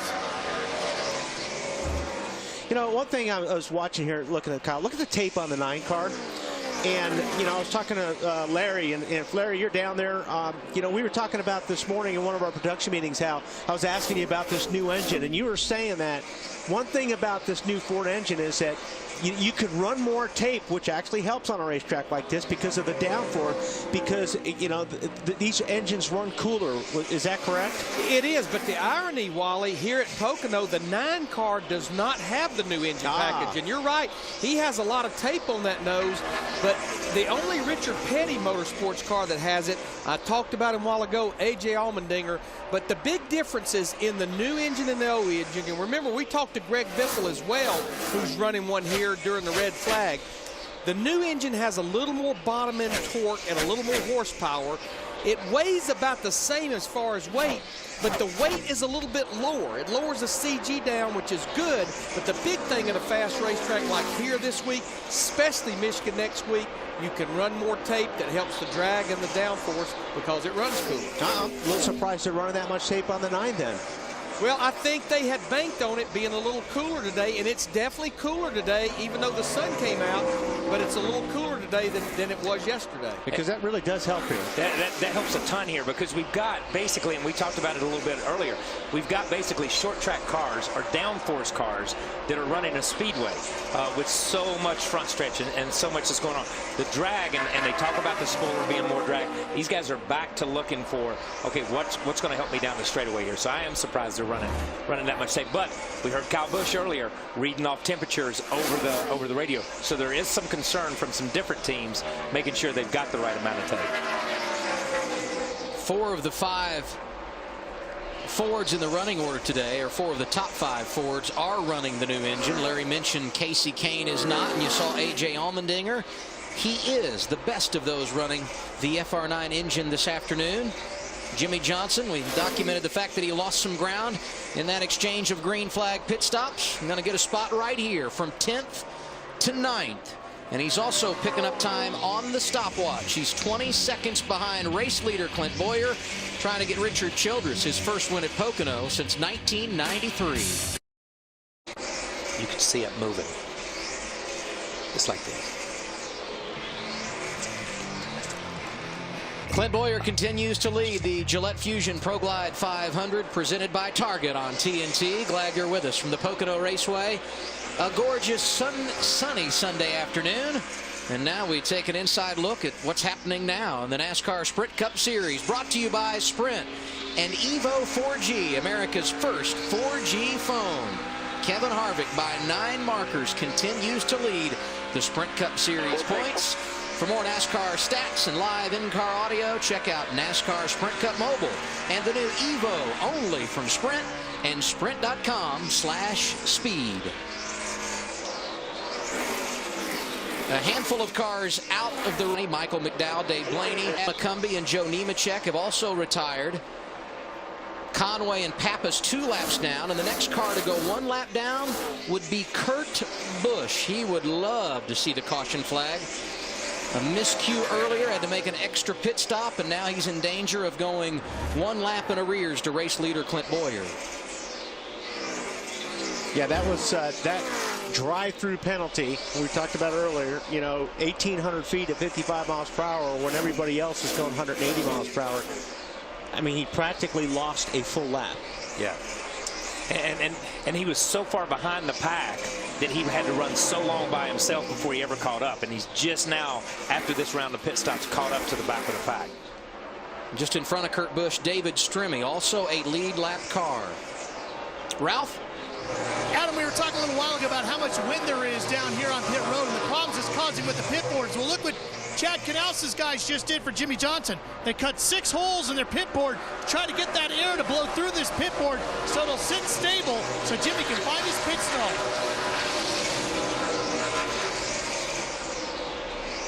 Sometimes you have to get creative at the racetrack. And you do. I think we saw it earlier in a couple of the interviews with some of the crew chiefs. The pit boards were just flopping around. It had anything to do with the lugs falling off the left rear or the right rear, you know what I mean, from that. But it is so hard.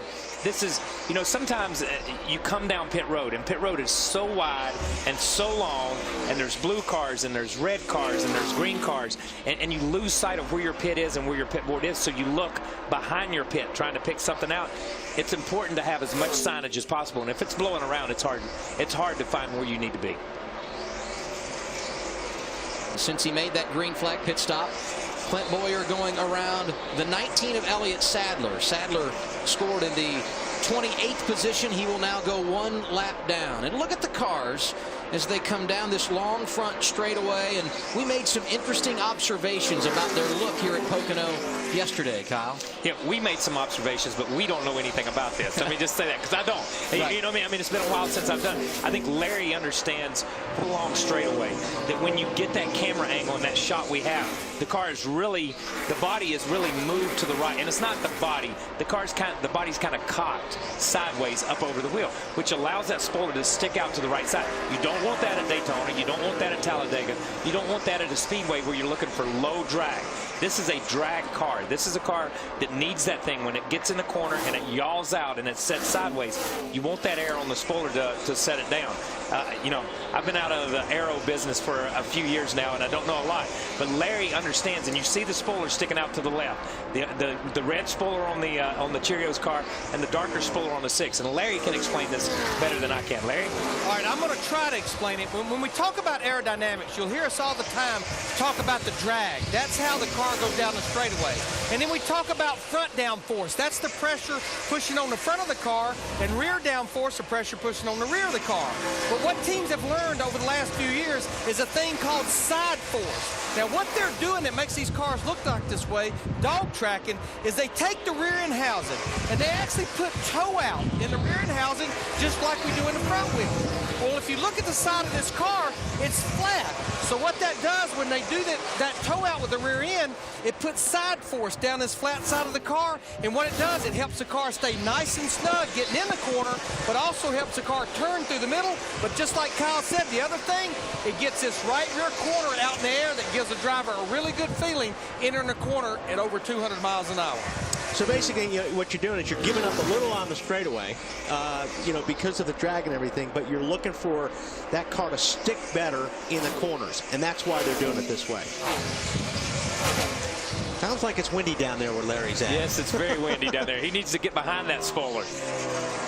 Clint Boyer picking him up and putting him down. He just went around David Reagan. 27th is where Reagan is being scored, but he's now 1 lap down to the leader, who's dominating at Pocono.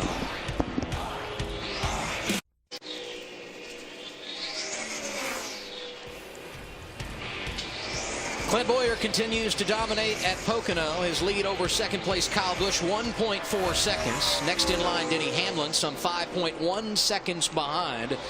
And they are the only ones in the single-digit category as far as seconds are concerned. Jeff Gordon fourth, 10.5 seconds back. Now let's check out the Built Ford Tough driving force. Casey Kane looking good here today. Qualified 8th, driver number 9. Has moved his way up to 6th in the running order, and this after they had some issues earlier on pit road and lost some positions under caution. Nice job by Casey today. He is the best in the Ford family, 10th and 11th, Allmendinger and Biffle next in line as far as Fords are concerned.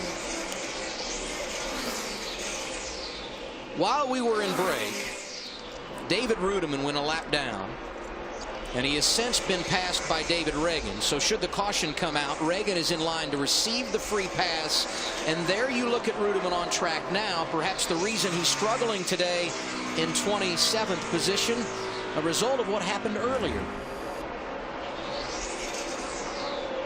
It's off turn 3. You see these guys almost, and then he comes and hits it way back here with Giallo. These guys are already, they're right there at the light, but he's way back here. He began the cycle of green flag pit stops earlier. He's on pit road now under green.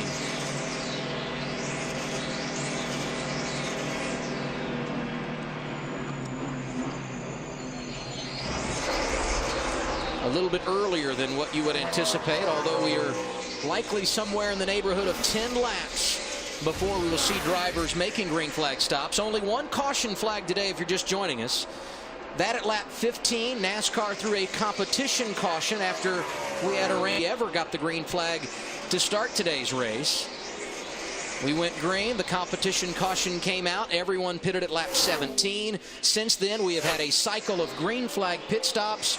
Those started anywhere from lap 47 to lap 50, and now we find ourselves closing in on another cycle as we've completed 74 of the scheduled 200 laps here today.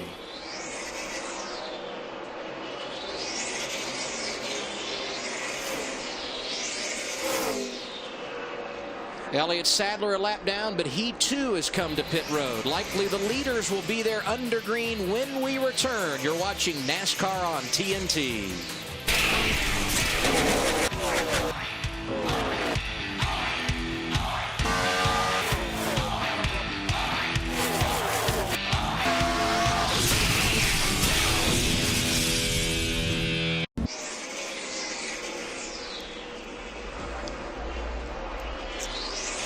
As promised prior to the break, green flag pit stops. Point leader Kevin Harvick is in, Matt. And you can just see how much brake they're using going into these corners here as the brake dust just flew off those wheels. Harvick was a little free. They're going to make an air pressure change in the right rear, and he is away. Meanwhile, the 88 of Dale Earnhardt Jr. is in. He said his biggest issue, no grip, especially over in the tunnel turn. Chassis adjustment already completed. Ralph? 12 car is in, making their pit stop as well.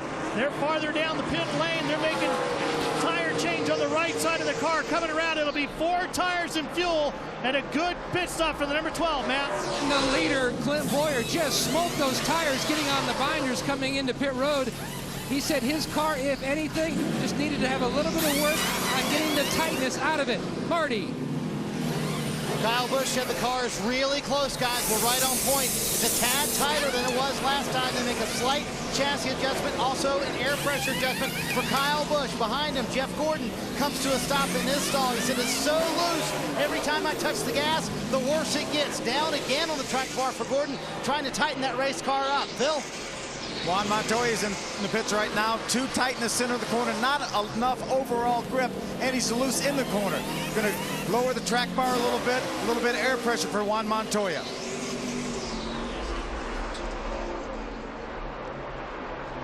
The scheduled green flags pit stops just started past lap 75. 3-time Pocono winner Denny Hamlin had taken over the race lead, but now he will get his service. Long drive down pit road at Pocono, but when he turns in, Marty Snyder will be there.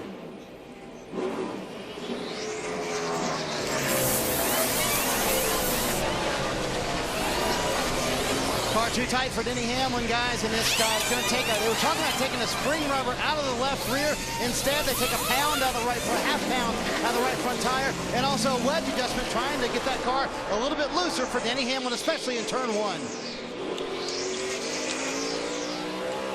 Okay, who sped? You know somebody's going to do it. You nailed it. You got it. leaving the pit lane, exact same spot as Matt Kenseth. This time the victim, Juan Pablo Montoya. And there you see the 42 paying his debt to NASCAR. And I mean, this is going to just kill him on the racetrack.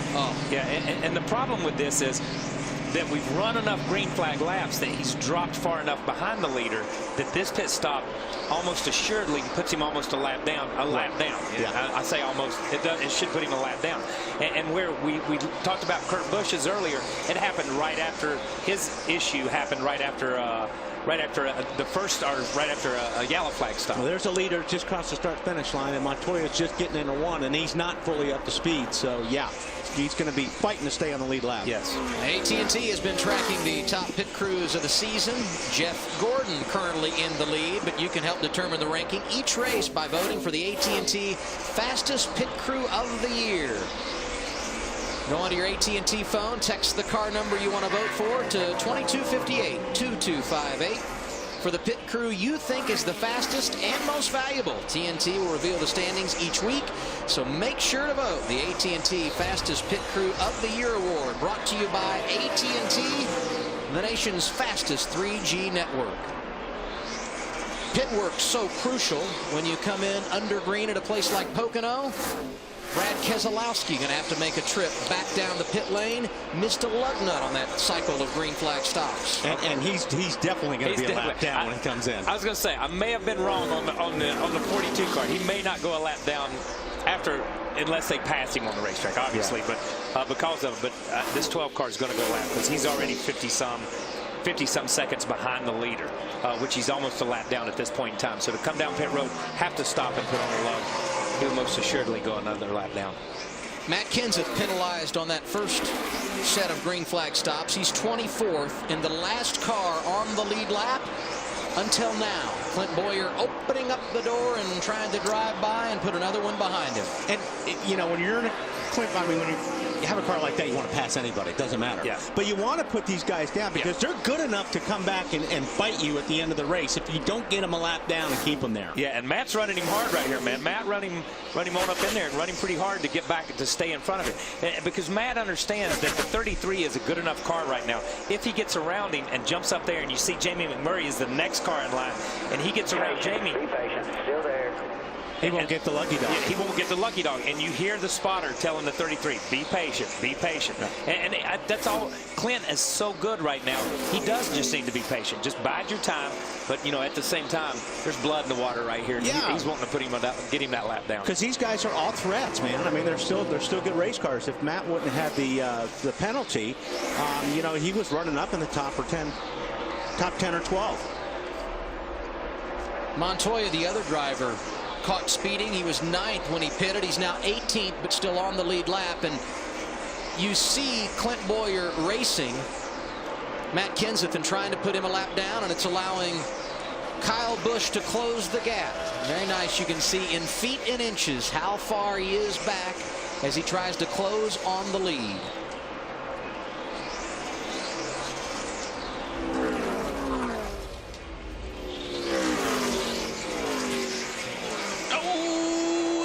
Boy, he's trying. Oh, he's on the wheel. Now, if he can get up and stay beside him to the entrance of the tunnel turn, but I don't think he's got it. Oh, yeah, he does. He's a little bit ahead. Optically, it didn't look that way, but he's a little bit ahead. He cleared him. And finally, here's those magical words from his spotter. All clear. Kenseth now a lap down. Everybody chasing Clint Bowyer. He's got a second lead over Kyle Busch.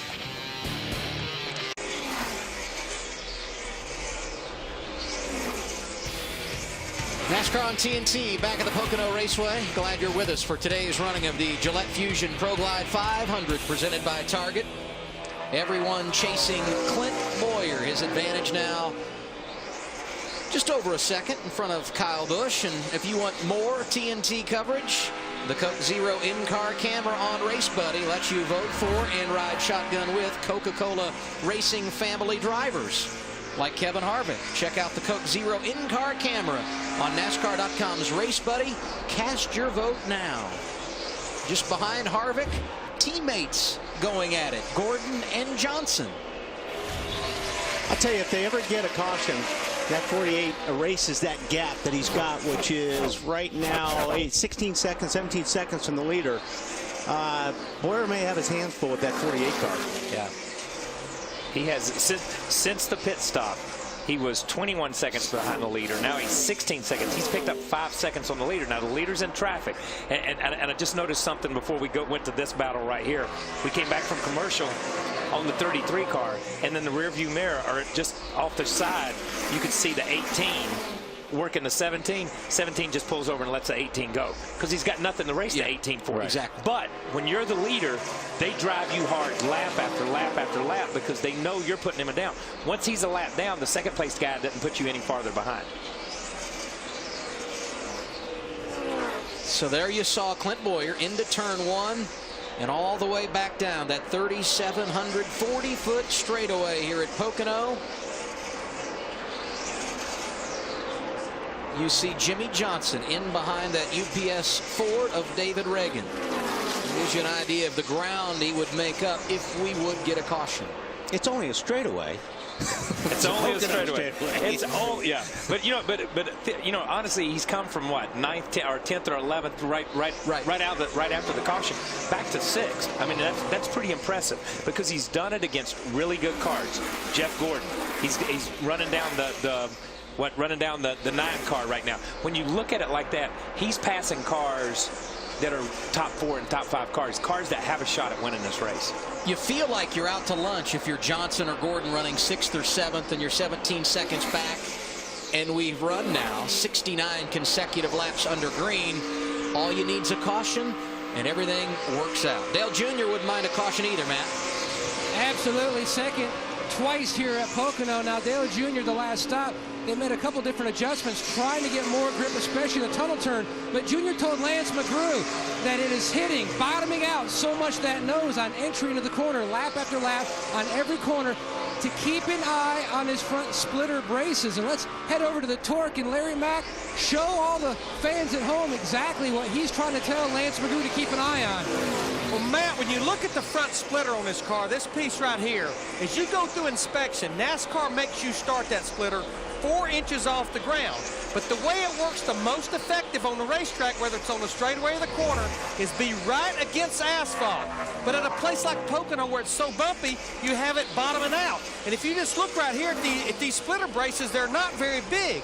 It's very easy to break those splitter braces. So what can you do in a race to get it up off the ground just a little bit? About the only thing that you can do is on a pit stop, the front tire changer can go in there on the front shock, and he can add a little thin spacer right on this shock shaft, and that will just stop the travel of the shock just that much, and that may be all you need to get that splitter up off the ground.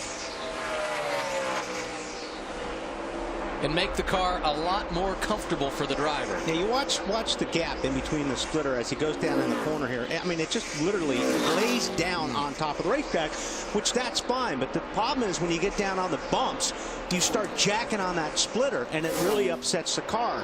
And when it upsets the car, it normally shoots it up the racetrack where it either gets tight or sometimes it'll even get loose. The last lap through the tunnel turn, 88 car was awfully loose. So that probably what Larry said, if they can make that happen on a pit stop, would probably help him. You see he's loose again there through turn 2. He's been doing that just about every single time through there.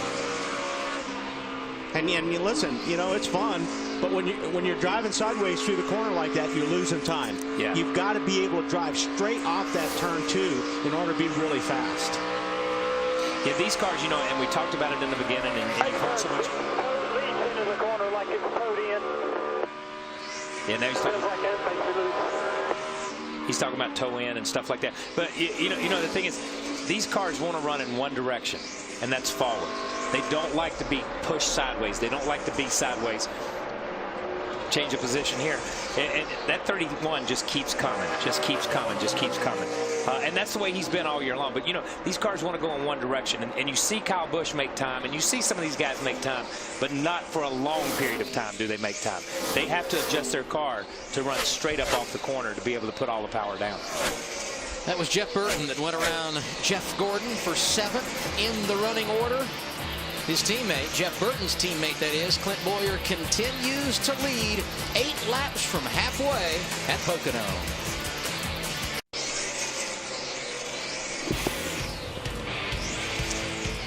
Good to have you with us on a Sunday afternoon from the Pocono Raceway. With Kyle Petty, Wally Dallenbach, I'm Adam Alexander. Our entire NASCAR on TNT crew happy to be bringing you live coverage of today's Gillette Fusion ProGlide 500 presented by Target. Clint Bowyer, the race leader. 22 cars on the lead lap. The last of those, Jamie McMurray, but he's in danger of going a lap down. Now, Jamie's been doing a good job up to this point of keeping him behind him. You know, it's not going to happen forever, but the last 3 or 4 laps, Jamie's been running really a good line, and it's been tough on Bowyer. Boyer's eventually going to get him. All right, I mean, just did get him. Cleared him in the turn 1. Boy, I'll tell you what, Kyle Busch closed the gap. And that lead for Bowyer has been anywhere from 1.5 seconds to 2.5 seconds over Kyle Busch, depending on where Bowyer is in relation to lap traffic. Well, like Kyle was saying earlier, when you're the leader and you come up on a guy you're trying to lap, they just hang you up. They hang you up. Once you get that guy a lap down. Second caution of the day. The first, a competition caution, came out at lap 15. This one for debris in the tunnel turn. So that advantage for Clint Bowyer is going to go away. And McMurray awarded for his efforts. Yeah, Kenseth was kind of, I'm sure Kenseth was hoping that McMurray didn't get past because he would have been the lucky dog. But because he just got past, now the one car gets it. But I'm going to tell you something. He has lapped up to the 21st place guy. That's impressive at a place like this. Yeah. At a place like Pocono, that's like saying at Martinsville, I lapped all the way to 5th or 6th place. Right. Okay. That's how big a statement that is. I think what the 33 has shown today is a pretty dominating performance so far. But now we'll see if the 48 can get up there and play. Yes.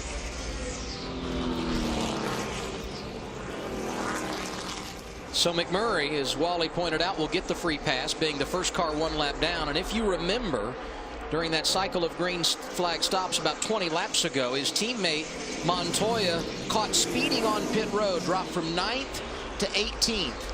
He was about the 4th or 5th car in line to go a lap down if the caution had not come out. So Montoya, who was fast early, also gets a little bit of a benefit from this caution. That's a huge break for Montoya. And he basically just picked up 46 seconds on the leader because of that caution. That's the easiest 46 seconds he'll ever pick up on a leader. 3 laps from halfway. 6 lead changes today among 4 leaders. The most dominant car of them all, no doubt about it, Clint Bowyer. He's led 58 laps this afternoon. And really, other than Denny Hamlin leading 2 laps during green flag pit stops a while ago, Bowyer has been in control of this race since lap 38.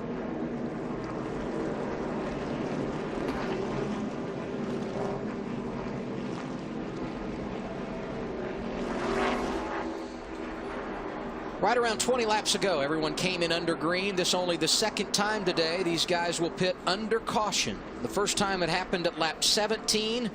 This time the pit stops happen at lap 98. Pit road is open, and here they come. Ralph? First one we're going to see stopping is going to be Casey Kane. He's got the first one as they come down pit road. He's been very tight in the front. They told him he can go harder on the splitter if you want to, so they're going to make an air pressure adjustment, 4 tires of fuel, Matt. The fastest car for that last 10 laps was Bowyer's teammate Harvick. They're making a slight air pressure change, while Bowyer, his car too free. They're going to make a wedge adjustment, significant wedge adjustment, Phil. Matt, Carl Edwards had been a little bit too tight in the center of the corner. The last time they came in, they took a little wedge out. It was a lot better, but he's still a little bit free up off the corner, so they're going to lower the track bar 1 round, Marty. Several little changes for Kyle Busch. Track bar wedge and air pressure just a little bit loose. They clean the grill, and the 18 this time easily will win the race off pit road. The Gillette Young Guns solid on the pit lane. Kyle Busch wins the battle. Denny Hamlin up a spot to 2nd, and Bowyer, the race leader, dropped back to 3rd. Nothing like winning the pole and having the #1 pit position. You can get off the pit lane quickly, and it works for Kyle Busch. He's the race leader back in a yeah. For now. We've seen them this close together before, and nobody was smiling. 10 cars took the wave around on that caution. Among them, Kurt Busch, Matt Kenseth, and Brad Keselowski. The restart comes at the halfway point. Lap 100 goes on the board as we go back to green.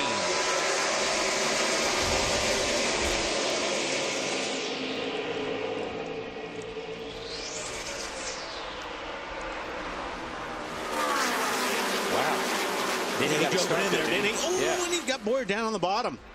3 wide into turn 1. This is going to be really cool. 3 wide to the tunnel. Oh! 5 wide to the tunnel. Who wants some of this? Wow. Harvick. And now Harvick shot out of a cannon. Who's this in second now? Yeah, how about that guy? Welcome to the party, Jimmy Johnson. Oh, great move by Harvick right there. That was incredible. Really cool. And those guys got 3 wide down in turn 1, which allowed Harvick to get that run down that short chute and just jump to the inside. Those are the moves you make, and you think, man, I wish my car run like this against everybody else all day long, every day. Harvick, the 5th different leader today. Nice battle in the back part of the top 10. Casey Kane making it 3 wide into turn 1. Logano had to back out of the gas.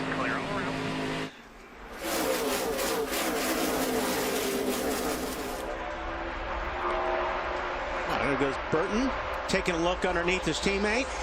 Boyer's looking around going, what the heck happened? Those guys are getting a run. Yeah, there's a 31 that got a run up off of turn 1 and used that short chute and used a little bit of the draft to be able to bounce around. Those drivers that took the wave around, Kurt Busch, Matt Kenseth, David Reagan, Brad Keselowski, they came down pit road here because they were about 20 laps off in regard to fuel and tires. Well, this place is big enough. You can duck in. And if you can get out fast enough and get up to speed fast enough, you can stay on the lead lap. One of the few places you can get away with it. One of the few places. And that's what these guys are doing. They're trying to capitalize on that wave around rule to get themselves. You know, as a leader, you work and you get these guys, you know, 20 cars, 23 cars, you get them a lap down, and then they get their lap back, then they pit. Now, they're right in front of you, but remember, they're on new tires now, and now they should be pretty equal. So it's going to be a little bit longer before these leaders run them down and catch them. Side by side into the tunnel turn. Joey Logano, Marcus Ambrose, a couple of youngsters enjoying a good afternoon here. This is the battle for 11th.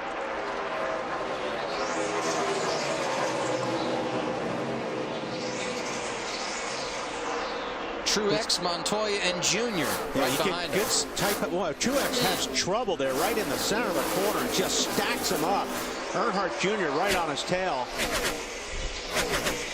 See a lot of guys go to the bottom now in turn 3.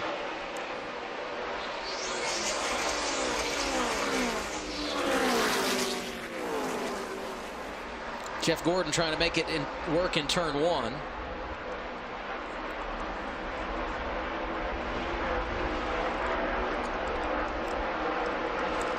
Biffle sitting there.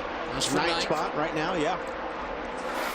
Sam Hornish Jr., top 10 in both races here a year ago, working on Mark Martin in the tunnel turn. Hornish 16th, impressive day for him. Right along 29. This is on the start. Now, these guys are 3 wide right here. He comes up off the corner and just turns left, and he gets that good run. It's actually a huge draft with 3 cars sitting there, 3 side cars by side. Yeah, and we've heard everybody say how much drag these cars. Well, when the spoiler creates drag, it also creates that dead pocket of air behind them that allows the car to suck up to it. It's like a huge garage door standing there in front of you. Yeah. Matt? Adam, we documented in the Countdown to Green just how the entire RCR platform has improved, especially Harvick.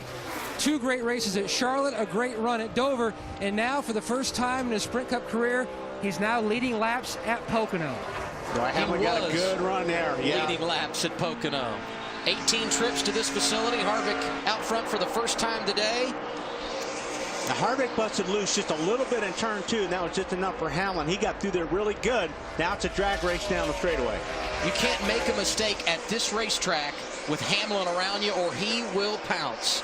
A 3-time winner here. He got the run down the front straightaway. Can he close the deal in 1?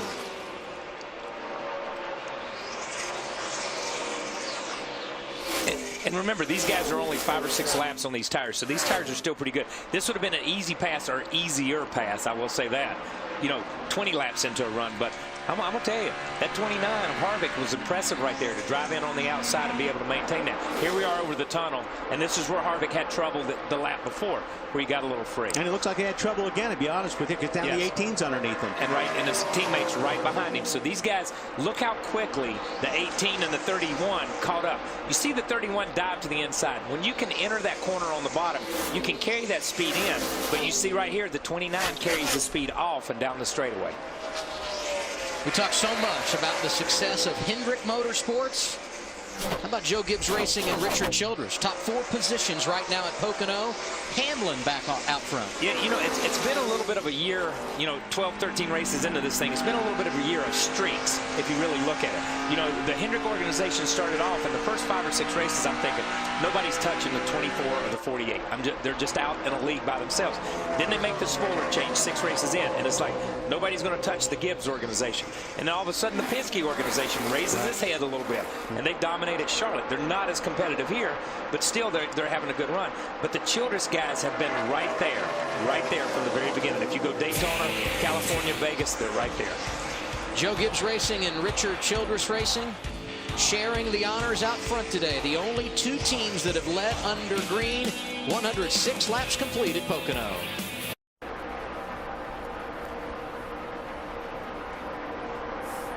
Welcome back to NASCAR on TNT from Pocono Raceway. Things heating up here at the track. Denny Hamlin has led 19 laps. He took over the lead back on lap 105 from Kevin Harvick. We want to give you the Verizon race summary. Things have been very, very active, but it started off not so much, Larry Mack. There have been 5 leaders, 9 lead changes. Look at that. But as Adam Alexander pointed out before we went to commercial break, only 2 organizations have led under green today, and that's Joe Gibbs Racing, as Denny Hamlin's leading right now, and then the 2 cars of Richard Childress Racing, Kevin Harvick in the 29, Clint Boyer in the 33. And of course, things started out a little bit hairy because we had that weather rolling in here. The storm clouds started. It was a downpour before the race could even get going. They had to fix the hole, but finally we're out there racing. You talked about the Childress and Gibbs dominance. I mean, look at these cars. You got to think that someone from one of these 2 teams is going to end the day in victory lane. Well, and I think, the big question is, can someone from one of these 2 organizations end the dominance of the 48 team in the big picture, and that's the championship. Kevin Harvick is leading the points right now coming in here. Kyle Busch in that 18 is second, and these 2 organizations, I mean, right now, head-to-head, they're beating the Hendrick organization. Well, Jimmy Johnson, you talked about Hendrick. He gained 20 points since the start, 20 spaces rather, since the start of this race. You know that his car was fastest during one of the practices this weekend. Do you think that he's going to be a key factor towards the end? I think there's no question, Lindsay. We had 3 practices here, and that 48 car was the fastest in 2 of them, second quickest in the other one. He just didn't get that good qualifying lap in, and he needed that caution that came out just a few laps ago, lap 96, that let him catch up to all these guys. We're seeing right there, and you see him sitting back there in the 5th position. Larry, also Kyle Busch, though, man, he was complaining about his car a little bit earlier, but now look where he is. He's back in the 2 spot, and we want to take a look. Points as they run. Look right now, Kevin Harvick, obviously your points leader. Kyle Busch just 24 points behind Hamlin there, and we talked so much in the pre-race show about the guys knocking on the door to get in the top 12. Going to be a lot of movement, I would think, after today's race. Well, we were just looking right there at the top 6. Right now, and we've still got 88 laps to go, because of the way he's run today and the fact that he's led a lap, Clint Boyer in that 33 car comes in here 4 points out of the top 12. As we run right now, he is in 11th.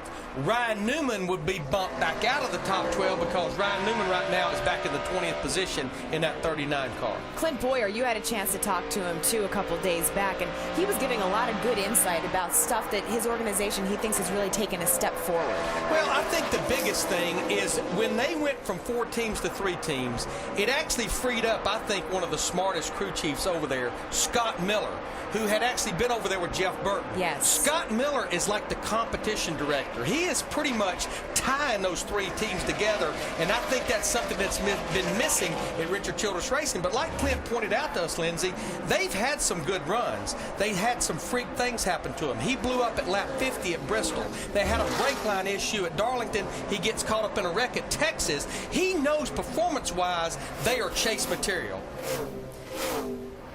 And you know, by the way, though, he did just tag the wall a little bit. We got a replay that we're going to show.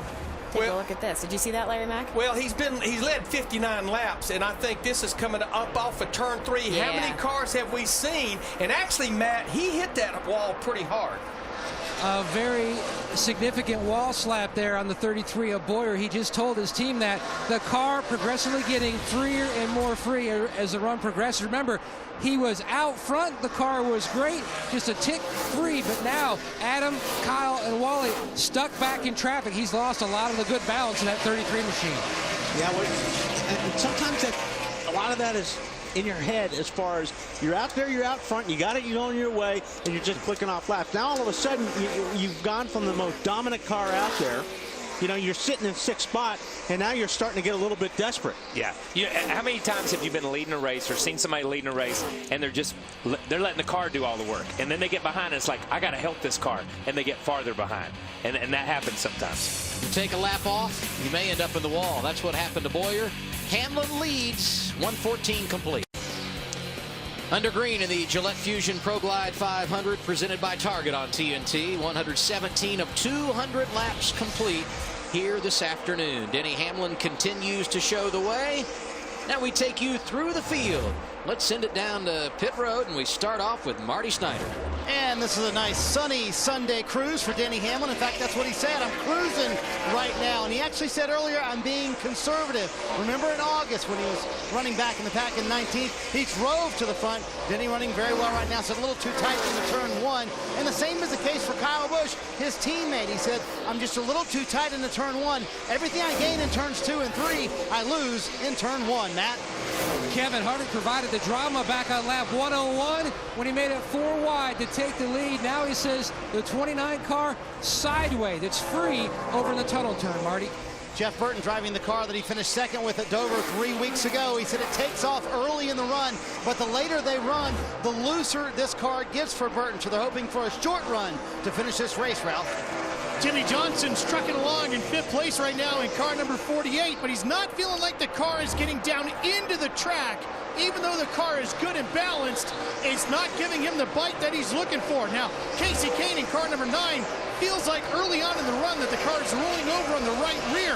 However, it starts to fade away as the run progresses. They're going to make a track bar wedge and air pressure adjustment, Matt. The dominant car much of the day, the 33 of Clint Boyer. He has faded now back to the 7th position, losing 6 to Casey Kane. The car is loose, and Ralph, it is just getting looser and looser as every lap goes by. Well, Matt, one of the surprises in the top 10 might be car number 43. A.J. Allmendinger is just cruising right along, having a very good day. You might remember we talked about him having a stomach ailment at the beginning of the day. They had food ready for him. If his stomach gets empty, that's when he has a problem. They haven't even passed any food through the window yet. Marty, all's good in car 43. How about this one for young Joey Logano in the 9th position? He said when the sun is out like it is right now, his car stays a little bit too loose. It shows in the record books his best finisher being 23rd, but remember August, running in the top 10 when he lost a left rear tire. Jeff Gordon is behind him in the 10th position, an extremely loose race car for Gordon. He has said something is wrong with the race car. Steve Letarte thinks they have gone way too low with the track bar on the 24, making that car extremely loose. Matt? And just moving inside the top 10 to 10th is Dale Earnhardt Jr. in the 88 car. The car was free earlier. Now he says it's pretty snug. He doesn't want to get the car any tighter on our next stop, which should be in about 16 laps. Ralph?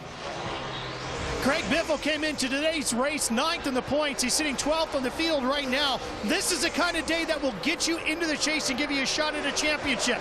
They're flopping back and forth between loose and tight all day long. Very tough day for his crew chief and the driver, car number 16. But these are the kinds of days you got to fight through, Marty. Martin Truex Jr., one of his hometown races, having a solid run so far. He has stayed in the top 15 for most of the day. He is loose in and off the corner for Truex. Last time they made a track bar and a wedge adjustment, trying to tighten that race car up just a little bit, Phil. Marty, Juan Montoya got the break he needed. He got that caution flag. He came within 10 seconds of getting lapped after having that speeding penalty. Right now, his car is loose in, and he needs some forward bite. The 77 car, right now, Sam Hornish Jr.'s had his highest position of the race. Actually just lost that 15th spot to Tony Stewart. Sam Hornish right now is loose in. tighten the center and loose up off the corner, Larry. Yeah, the car I've been watching, we talked about this car in the countdown to the green. Tony Stewart in that 14 car, the defending champion of this race. He qualified 6th, but he has not even been a factor. Right now, he's sitting back there in the 15th position, almost 19 seconds behind leader Denny Hamlin. Guys, as I said, I thought this was going to be a good measuring stick where Tony Stewart and that 14 team is. I think they've got work to do, even if they want to make the chase in 2010. Larry, it's not normal that a two-time champion has to work as hard as Tony Stewart does to stay in the top 15, but he's doing it again today. 3 of Denny Hamlin's 11 career wins here at Pocono. He's doing it again today. 500 presented by Target on TNT, brought to you by the new Gillette Fusion ProGlide. Turn shaving into gliding and skeptics into believers. The Gillette Young Guns looking good today. Denny Hamlin, one of those. He leads this race with 75 laps to go.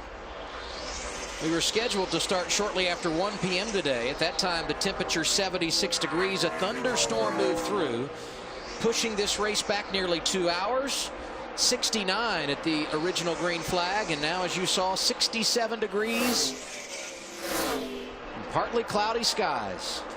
Probably the most perfect conditions for a race car driver. Never would have believed it would be this situation 4 hours ago. It's gorgeous. Here's Kevin Harvick, your point leader. 34 markers in front of Kyle Busch, and he was in front of Kyle a handful of laps ago, coming off 3. Wow. That's not nearly as hard as his teammate Boyer about 15 laps ago. What impact does that have on Kevin at this stage, do you think? You know, look at Kevin's right rear. Kevin's kind of got against the wall. You know, I think sometimes we talk about it and we say, okay, he got into the wall. And a lot of these guys are coming off there and slapping it or getting against it. And I think Kevin kind of got against it. Boyer got the wall. He hit the wall. I mean, it all but looks like it rolled the fender in. When they do that, when Boyer has his next pit stop, they're going to have to fix that. They're going to have to look at it, because when the tire pressure is really down and that sidewall flexes, that fender is going to be close enough that they got to fix it. You see the right side of his car. You know, it's really not rolled in. It's more of the scrape that we saw on the Montoya or a couple of the other ones that just kind of got into it. And he got into it pretty flush. Do you feel that less, Wally, when you're running second as opposed to when you're running 23rd? What's that? When you hit the wall, is it not? Oh no, you feel it more when you're running second than you do when you're 23rd, because you've got a good race car, and you know Kevin's car seems like it's fairly decent. Earlier, he was losing a lot of time there in the tunnel turn, but it seems like the car's fairly neutral. Yeah, it's kind of, as the tires got older, it may not feel any better, but he's not losing the amount of time over the tunnel to the competition. Yeah. At least he's maintaining what he had before. Lap 98, the last time the leaders were on pit road. They'll be in under green momentarily. Denny Hamlin, Kevin Harvick, Kyle Busch, Jeff Burton, Jimmy Johnson, the top 5. Harvick says his car much freer this run than the previous run. Gil Martin going to go in a little bit different direction. Air pressure changed big time for Harvick in the 29. In the 88, Dale Jr.'s in. All the way towards the head end of pit road. He said it's just way too loose, especially off turn 3. They do an air pressure and track bar adjustment. Very good at the beginning of the run, trying to make it better at the end of the run, Matt. And the stop continues on the 88 at Dale Jr. Chassis adjustment already completed for Jr. And he's away.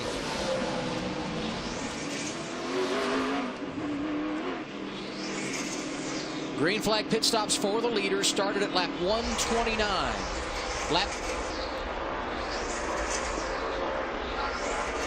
Matt Kenseth then in front of Ralph. Pit stop on the 17 going on. They're working on 4 tires and fuel for Matt Kenseth. He is away. David Reagan now diving down pit road. Marty?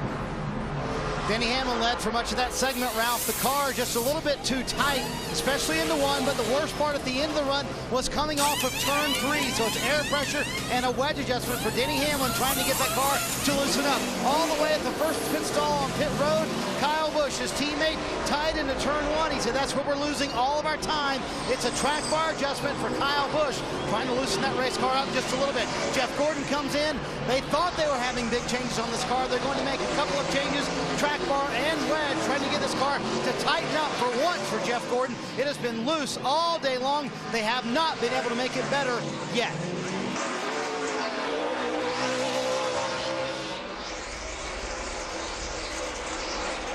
Nine lead changes today among 5 different drivers. Denny Hamlin was the leader when this cycle of stops began. And it appeared for service. Hamlin never lost the lead. He continues out front. Harvick 5.2 seconds behind after this cycle. And remember earlier when Jimmy Johnson lost some ground on a cycle of stops? He picks up a couple of positions here. He's up to 3rd in the running order.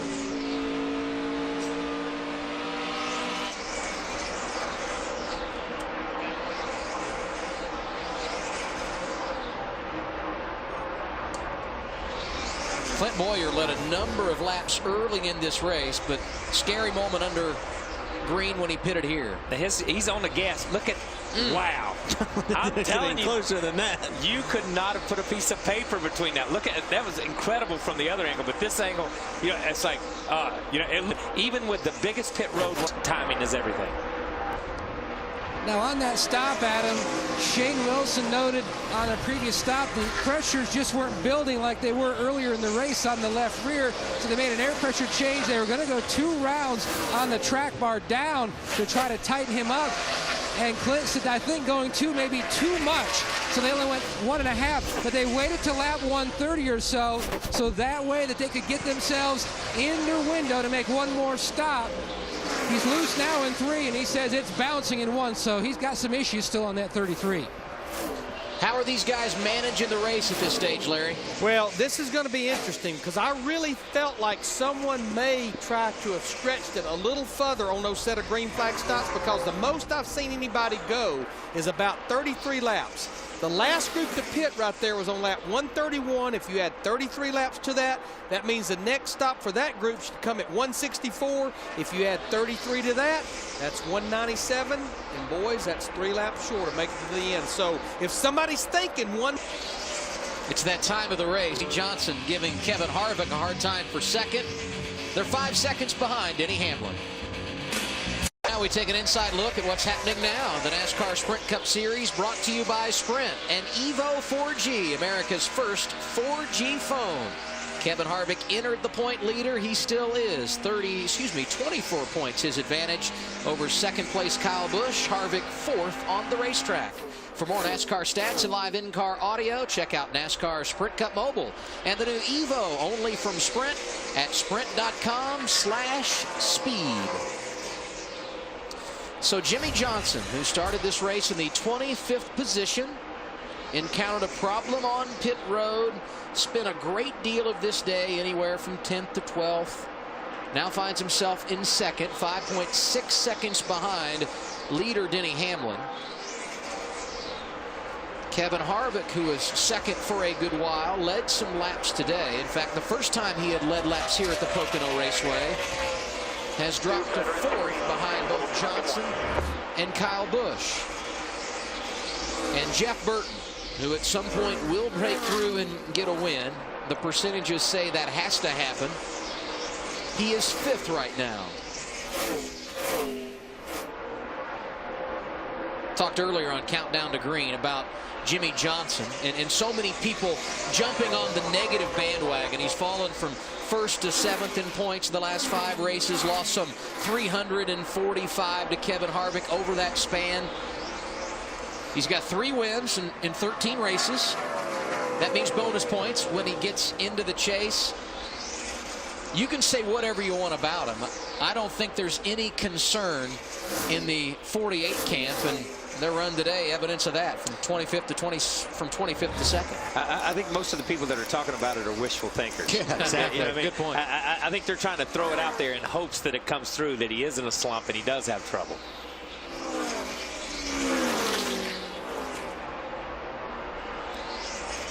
Kevin Harvick doing a nice job today.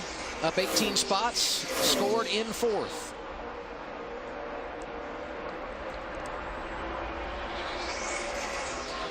What does momentum mean? Because this is a track where Kyle Busch has never been great. A couple of top 10s. Set on the pole, pretty good in practice.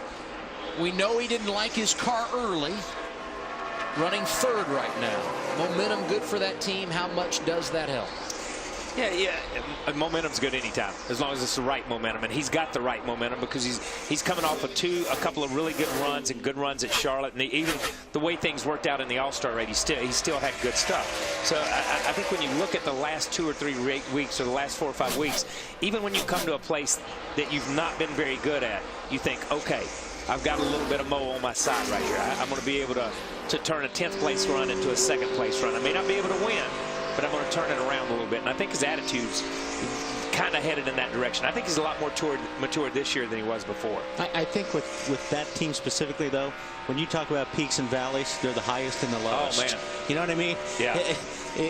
When it's going good, it's going good. But, boy, when it goes bad, But really ugly. That's been a little bit of Kyle's personality. He can take them to the heights because he is the most excited, and he can go to the bottom. But I'm going to tell you what, they've kind of stabilized themselves this year, and that's been a big thing that you see with that team, specifically in the Gibbs organization. The gap has closed in that area, no doubt. Marty? And I think it also helps with the communication with crew chief Dave Rogers. They have really come together very quickly. Take this week, for example. Kyle came by the shop Wednesday, visited all the guys, surprised everybody, and Dave sat him down for about 30 minutes, and he said, here's what we're going to do at Pocono. I'm going to put Denny Hamlin's winning setup in from August. Everything.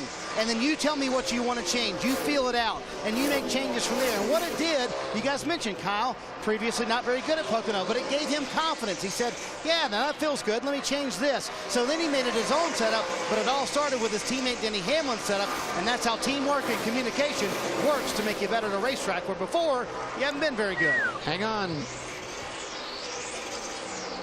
Brad Keselowski sliding up the racetrack. Yeah, I think Brad was going to give him a little room and got a little bit farther to the right than what he wanted to get, and did a good job of just keeping it out of the wall right there. This is it's going to be interesting to see. This is about, we run 143 of 200 laps. If we start hearing about brake issues at all, when guys were downshifting here, it actually helped slow the car down. Getting into the corner. These guys are using a lot of brakes. I think more brakes now than they ever have. They're doing a better job cooling them. But by looking at these pit stops when they're pulling off these front wheels, man, there's a lot of brake dust coming out of those things. And sometimes it's not how hard you hit the brakes, it's how long you're on the brakes. And when you get to the tunnel turn and drag that brake into the corner, when you drag that brake into turn 3 and use the brake to set the car just like you use the accelerator to set the car back on the rear tires and accelerate off the corner, absolutely, it's just like laying your hand on a piece of sandpaper back and forth. The longer you do it, the longer you sand on something, the worse it is, and that's all they're doing to these brake pads, gradually just sanding them away.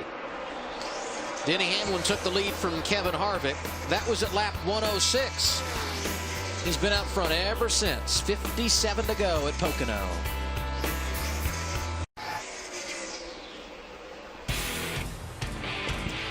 Closing on the 4th quarter of today's running in the Gillette Fusion ProGlide 500 presented by Target on TNT. And now we start to break down and analyze some of the numbers. A little out of the ordinary today. Only 2 cautions for 6 laps. One of those a competition caution after a rain shower moved through here shortly after 1 p.m. That's 6 off the average in the last 9 June races here. And our green flag runs today have been early and often. 78 laps under green at one stage this afternoon. When a crew chief doesn't get the trend that he's used to, that can throw off strategy a little bit. So let's bring in Larry McReynolds and see what he thinks of this somewhat abnormal race here at Pocono. Well, Adam, I don't know about strategy, but I know who's really getting nervous right now are the engine guys, because when you look at that, we've run almost 150 laps with only 2 cautions, and we still got 50 laps to go. This is a 500-mile race. It's really cooling down, and when it cools down, these engines start making a lot more power. We've already seen where at the end of this front stretch, these engines are turning over 9,500 RPM, and you got to do that for 200 laps. So what's the concern? You would think maybe the concern would be in the bottom end of the engine, down here with the crank and the rods and things of that nature. Not necessarily. The real concern over that many RPM is right up here in the valve train. Mainly these valve springs right here. These are the things that will normally give up and possibly even the valves themselves. I'm going to tell you how nervous the engine guys were about these valve springs. As I walked through the garage area this morning, I'm going to say 75% of the teams were putting brand new valve springs on for this 500-mile race. And by the way, guys, how do you like my Toyota Cutaway engine that was made by Cutaway Creations? Is it not cool? That is cool. That's really cool. When you showed it the other day, man, I'm thinking, that's a nice piece. That's the kind of piece you'd like to have in your living room. In your house. Yeah, that's what I said. Who gets that after we're done with 6 races? I'll know Larry would try to take it home if he could. I sense jealousy. The old drivers don't have toys like the old crew chief. Here's the battle for 8. Joey Logano, very nice job in his 3rd start here at Pocono, to the inside of Clint Boyer, who led a number of laps earlier. Can he make it stick? I'll tell you what, you know what, I'm not sure that wall slapper just whether it knocks something out or whatever, but Boyer has not even been close to the lap times he's been running earlier. No, he's exactly. He was already a little bit off, but once he got into the wall a little bit, it's knocked the wind out of the sails of this team, or this car, as far as the handling goes. Talk about Logano. He's in 8th. Then you got Allmendinger in front of him in 7th. 2 surprises inside the top 10. A couple of drivers who have struggled outside the top 10 today. Tony Stewart won this race a year ago. He's picked up a victory here a pair of times back in 14th. And there's Gordon in 13th, not been great today. Marty? Adam, this has been just a crazy race for Jeff Gordon. Remember earlier we told you Steve Letarte felt like they actually put the track bar so far down that it was making the car loose. Actually, that should make the car tight. So on this past pit stop, check this out. They put the track bar back to where it was earlier in the day. So that means up 4 rounds on the track bar, and then they put the wedge in the left rear, 3 rounds down in the left rear, trying to make the car a little bit tighter. And guess what? It worked. Gordon's one of the fastest cars on the racetrack and one of the few that can make it on one more stop. Also in that group, Denny Hamlin and the Joe Gibbs Racing car. So only about 4 cars down here we feel like can make it on one stop, Phil. Marty, I just talked to Alan Gustafson, Mark Martin's crew chief. They're running in the 15th position. He said he's about 4 laps short.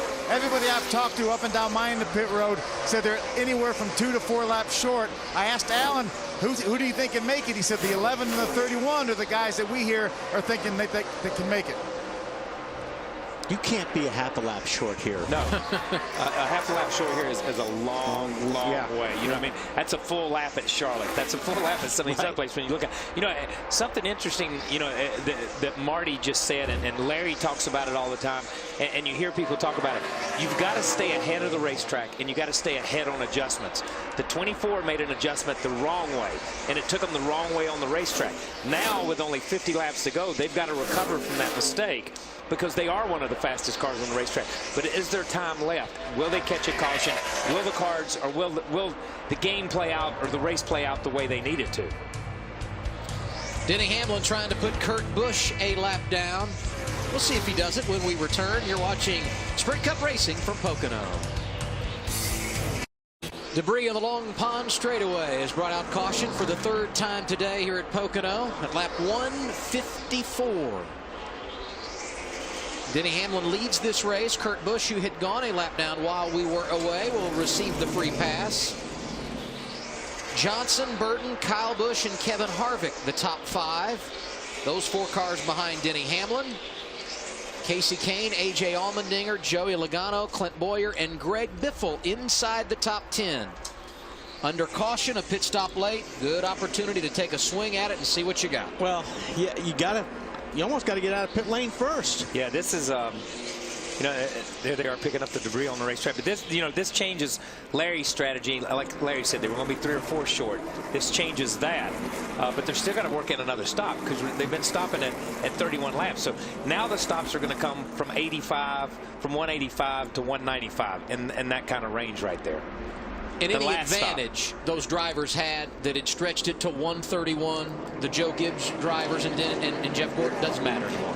Look, I don't think it does, but I don't know. Larry would know more than I would. Right. You know what I mean? It would appear. But yeah, mathematically, it looks like if we go off everything that Larry's told us and everything we've seen from the Toyotas to the Chevys to the Fords to the Dodges coming down pit road, and when they pit, they're in the 133 or 131 to 133 lap range. If you say it's 155 and you add that's a 188.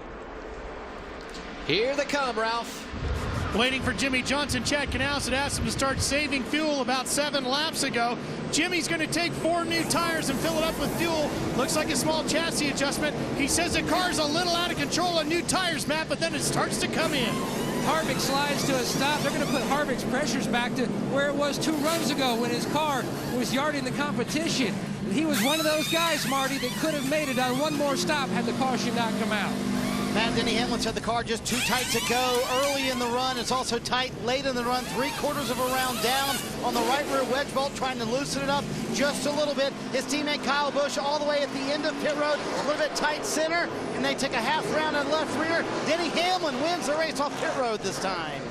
Hamlin doing the job on track. His crew answers the bell on pit road, and how about his teammate Kyle Busch picking up a couple of positions? He won the pole here on Friday, and the #1 pit stall paying dividends there.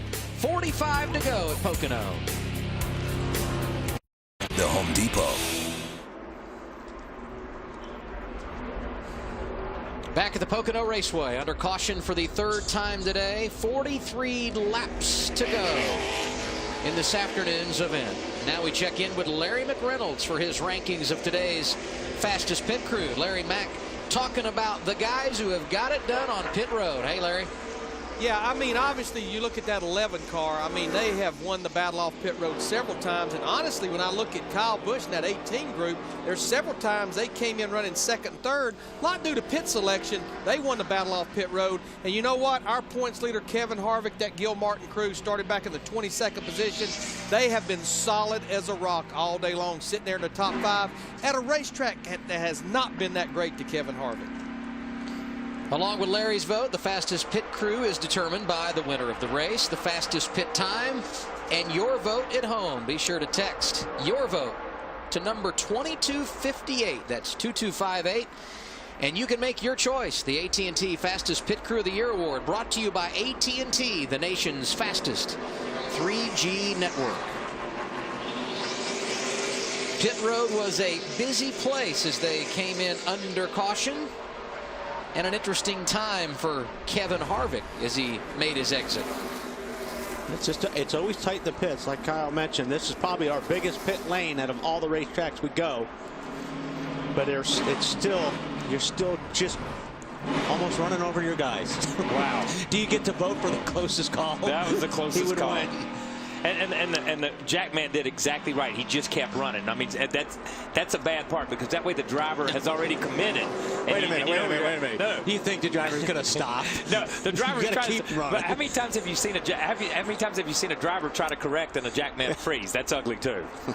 We told you Kurt Busch got the free pass. He's 24th. 9 drivers took the wave around, including David Rudiman, Casey Mears, Elliott Sadler, and David Reagan among those who are hoping for a quick caution. It's all Joe Gibbs Racing up front as we get set for the restart at lap 158. Hamlin, the leader, takes the inside lane. Wow, I was going to say they were lined up pretty good down on the bottom, but then the 29 jumped out. Okay, and this is where you make up a lot of your time here, as we've seen before with Harvick and these guys when they go 4 wide. Ooh, Newman up. Oh, 83 in trouble. 83 down. Yep. This is going to be interesting to me on this next restart, because 18 was on the outside, 11 was on the inside. On the previous restart, when the 11 took the lead, he started on the outside and drove around him on the outside. So that kind of surprised me when the 11 took the inside. Yeah. As, you know what I mean? Or and a year ago here, it was the first time we had been under the double-filed restart rule. And the leader chose the outside lane every time last year. Yes. That's a 29 now. I don't know what happened to the 31. It's almost like the 31 just went backwards all of a sudden, whether he had missed a shift or something. But then the 29, they saw some air and he went for it. Not sure what. We'll take a look and see what happened further in the back. Casey Mears had just taken the wave around, and then this. He got Sadler got into him. Yeah. He just. All the cars in that group actually had just taken the wave around. Wow. Watch Elliott Sadler. He's on the bottom. And you know, Casey Mears was coming to the bottom pretty quick there. Back it down. Stay low. All clear. But really, in a way, Mears may have gotten some damage, a little bit of an advantage for those guys running back in that part of the field because they got the caution. They can come down and get their service. They clean up the debris of our fourth caution. We step aside. Kyle Busch scored as the race leader.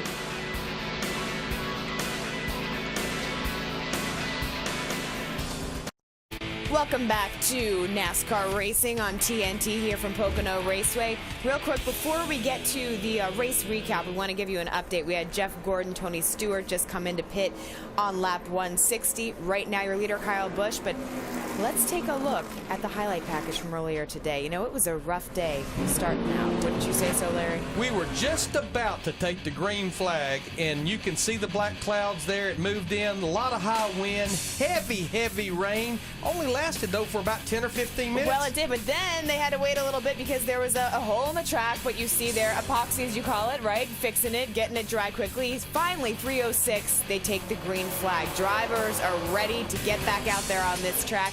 Then we go turn 3, though, Larry, giving a lot of drivers some headaches. It's been the Achilles heel. You're coming off that corner. You're carrying so much speed. There you see David Rudeman, the 00. A lot of cars hit that turn 3 wall. All right, Jimmy Johnson, he's 4th right now, but his day was not shaping up the way he wanted. Slow pit stop could have cost him some valuable time there. But he qualified 25th. It didn't take him long to move toward the front. Well, and then we go to a lead change. Denny Hamlin, who is so good at this racetrack, passes right by Kevin Harvick there. So we got Denny Hamlin, who's now 2nd in place. Kyle Busch right ahead of him, his teammate. Now, this was our last caution that just happened on 158. This is the first caution that we have had that was not a debris caution or a caution that was actually brought out by NASCAR as they did on lap 15 after we had those hard rains at the beginning. And we've only had 4 cautions, including that competition caution that they had on lap 15. That's not surprising to you, though, is it? Well, it is not at a racetrack this big, you know, and I mean, these guys, they knew that we're going to be getting late in the evening, that we've got threatening weather, and it's like, you know, they're going to behave, but something tells me with about 39 laps to go, they're going to get both hands and feet up on that steering wheel now. Business is going to pick up a little bit. Now they're getting real serious. All right, we'll be right back. Don't go anywhere from Pocono Raceway. 161 laps of 200 in the books. Come back.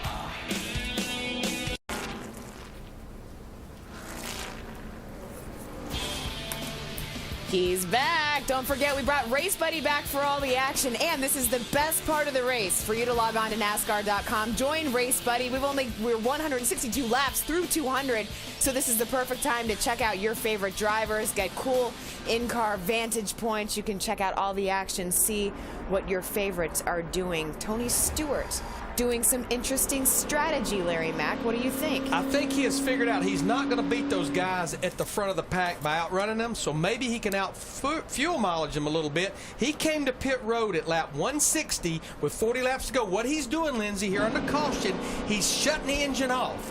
And when the engine's off, it's not using any fuel. But if you think back to his win a year ago, he pitted on lap 159 with 41 to go. We were under caution. Yep. We went back racing at 165 for 35 green flag laps. I know that Kyle Busch, Denny Hamlin, those guys that pitted at 155, they cannot make it. Looks like to me, Tony Stewart, Darian Grubb, as they did a year ago, might be trying to pull it off. Stewart is trying to stretch, and as we saw a year ago, that was his first race of the season. It only went up from there. Marty, we're going to come to you because you got an update on Jeff Gordon in the 24. Well, and he's trying to pull the same strategy, Lindsey. And actually, Steve Letarte just told Jeff Gordon on the radio, this is exactly when Tony Stewart pitted last year, so we can make it from here. We're going to be close. 2 laps short right now for the 24 car. Hey, Marty. Yes. Why wouldn't they have come in just then and just topped it off again? And Steve Letarte did think about that, Wally. He said that would put them behind too many of the cars that they came in, and they thought that would put them too far back once they went back to racing. Okay. So they would be behind all those cars that just got the wave around. Phil? That's exactly right. I was talking to Travis Geisler, Stan Hornish Jr.'s crew chief. I said, will you guys come back in and top off? They stopped on lap number 160. He said, no, because that puts us behind all the wave runs, all the lap cars. If you don't pit when you're supposed to pit, if you pit after that, then you have to start behind all those cars. We don't want to get behind them. We need some caution laps to make it, but we think we have a shot at it. Matt? And a lot of pit strategy working up and down pit road for Harvick, the 29, Boyer, the 33, the 2 RCR teammates. Their window would open at lap 164 to 165, but that would put them in danger if we got a green-white checkered finish. Clint Boyer's crew chief Shane Wilson says if you see any of the leaders peel off, you come to for fuel only. They're up on the wall waiting, Ralph. Matt Kenseth just said to crew chief Todd Parrott, we're not going to win this thing the normal way. Let's come in with 1 to go and get the fuel. And Todd liked the idea, called him down pit road. Here he comes in, car number 17. He's 3rd in points, making a run out of his best finish, a 3rd, seeing if he can improve. Here they come with the 17. They're going to top this thing off, get as much in there as they can, and send him on his way.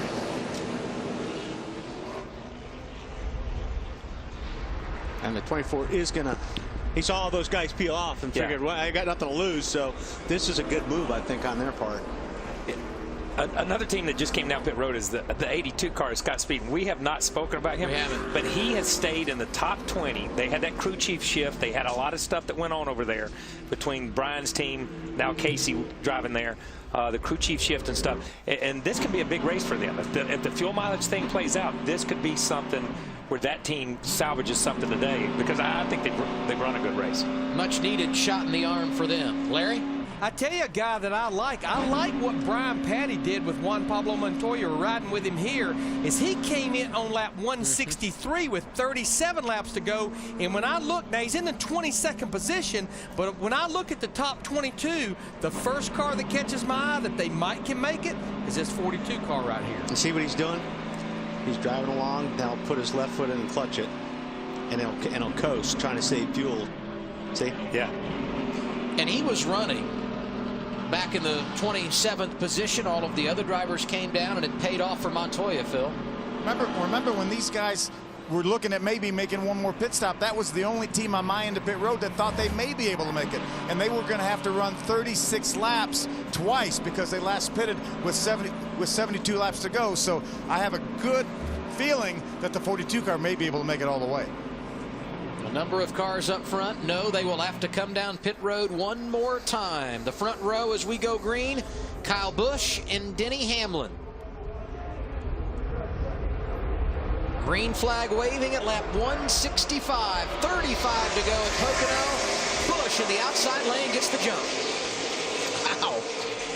Dives to the bottom, too. The jump and the block. Harvick to the outside of Hamlin. Ooh, gets a little high. That's going to cost him. Got up in those marbles a little bit. Wow. And Hamlin just made a power move off the bottom of the racetrack right back up to take the lead. Denny Hamlin, the new race leader, got around Kyle Busch, who had grabbed it at the restart. Harvick to the inside of Johnson for 3rd. There are 2 rows of 2 behind him.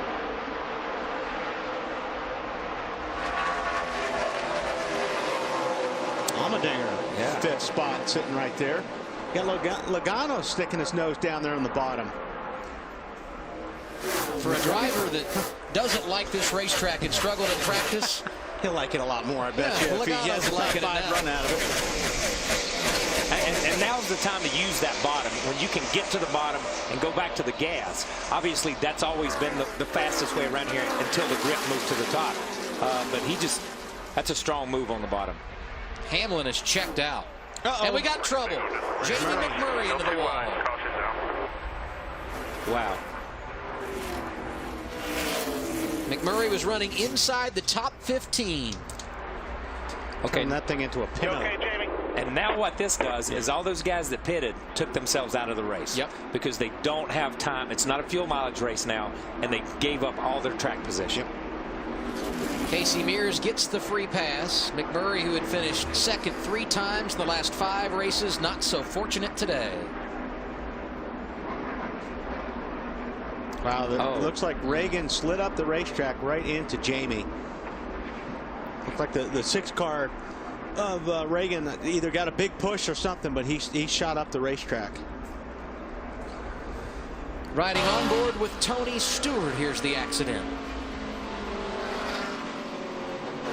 Man, he really slid up the racetrack, and even after he made contact, he kept sliding up the racetrack. The bumper cam of Dale Earnhardt Jr. That was big. Wow. He slides up. He goes almost all the way to the wall after he hits him. It's not like he just slid up and hit him. He slid up and he kept sliding after he made contact. Almost pinned the 2 car to the outside. Kurt did a good job of avoiding that. We talk about the momentum McMurray had in recent weeks, those 3 runner-up finishes. He had gotten himself back in position to make a run at the chase. 15th in points, and this is going to hurt. And Larry, this opens up the door now for some drivers who are running up front to come down pit road and be right where they need to be, I would guess. Well, exactly, Adam. And I know what Kyle just said. Those guys that came to pit road and topped off may have took themselves out of the race. But now, when you look at all of our leaders, we are within the window of pitting here and making it to the end. So honestly, if these guys come, those guys that topped off this last caution, they may actually gain some spots here. Excellent point, Larry. That's why I was a driver and you're a crew chief. I'm an idiot and you're not. I'll be shocked if these guys up here don't take advantage of topping these cars off right now. And you're exactly right. You know, I think if you look at it that way, these guys, and it'll just cycle back and they'll have their position. But it's just going to, for the total race, it took fuel mileage straight out of it. It's just going to come back to the fastest car now. You never admitted that when you were wearing a helmet. You know that? I talked to myself inside the helmet, not y'all. I bet you did. Lap 168 is when these pit stops will happen with 32 laps to go, and pit road is open this time. Here they come, Ralph. Jimmy Johnson was not going to make it, so said Chad Canales. We had to come in and pit. Here they come. They're going to fill this thing up with fuel. No tires, no adjustments, just fuel, Matt. And Gil Martin told Harvick, when you hear them pounding on the deck lid, go, go, go, just fuel only for Harvick. Meanwhile, right side tires for his teammate at 33, Marty. Denny Hamlin made the call, fuel only. He said, I'm going to work the traffic. I'm fine with that. His teammate Kyle Busch all the way at the end of the pit road. Dave Rogers told him, we have too good of a car to gamble with it right now. We have to stop right now. All these guys pretty much fuel only. There were some tires, but for the most part, as Marty pointed out, fuel only. Kyle Busch, again, the quickest off pit road, just edging his teammate Denny Hamlin. Joe Gibbs Racing leading the parade. A number of drivers stayed out. We set the field the moment.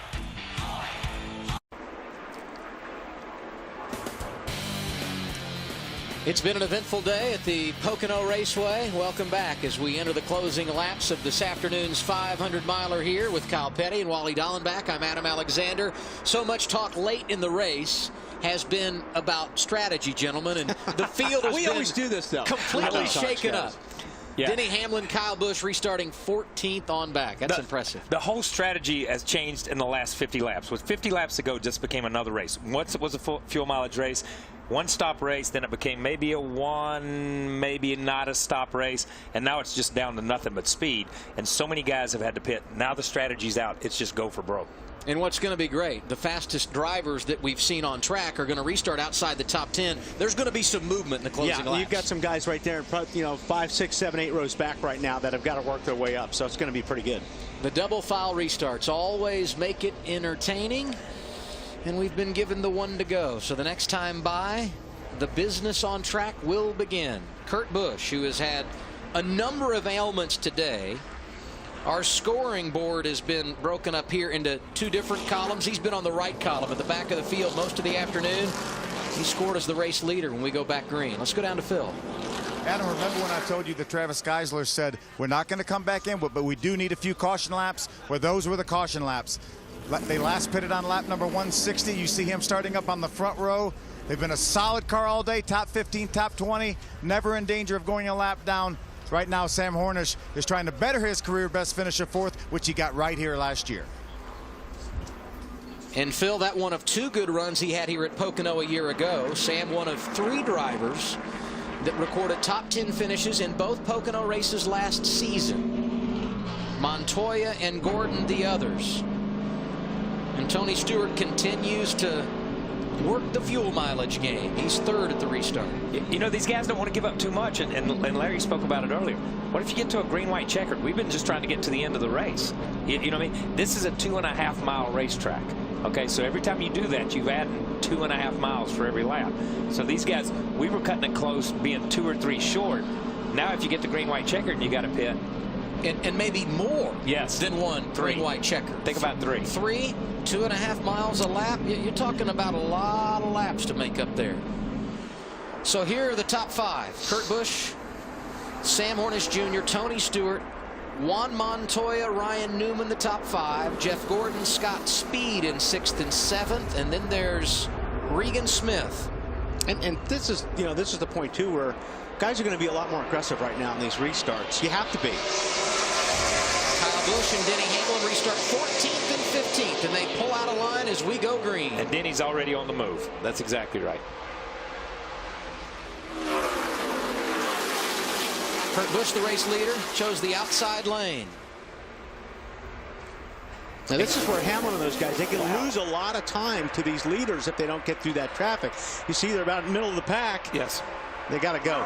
I'm going to tell you, Kurt got a great start, but Hornish has just driven back up the side of him.